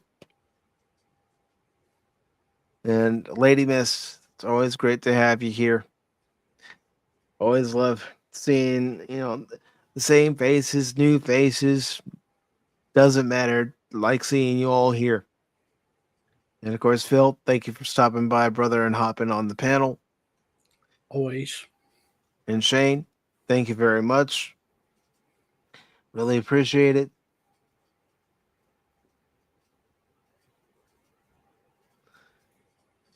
And Tree-Rock says, funny you said that, Pacific. I stayed up too late last night and my head has a pounding headache. Yeah, that's what usually happens to me if I stay up too late anymore. It's like, Mike, you're not a spring chicken anymore. And your body's letting you know. But everybody, you have a good Sunday, good afternoon, good evening, good morning, depending on where you live. And I hope to see you Tuesday at 6 p.m. Eastern for the next Rise of the Ronin stream. And until then, everybody, remember here on this channel, whenever I'm playing a game, don't ever give up on me in a game, because just when you do, you might miss something. Love you, Apollo. Bye. Autobots, transform and roll out!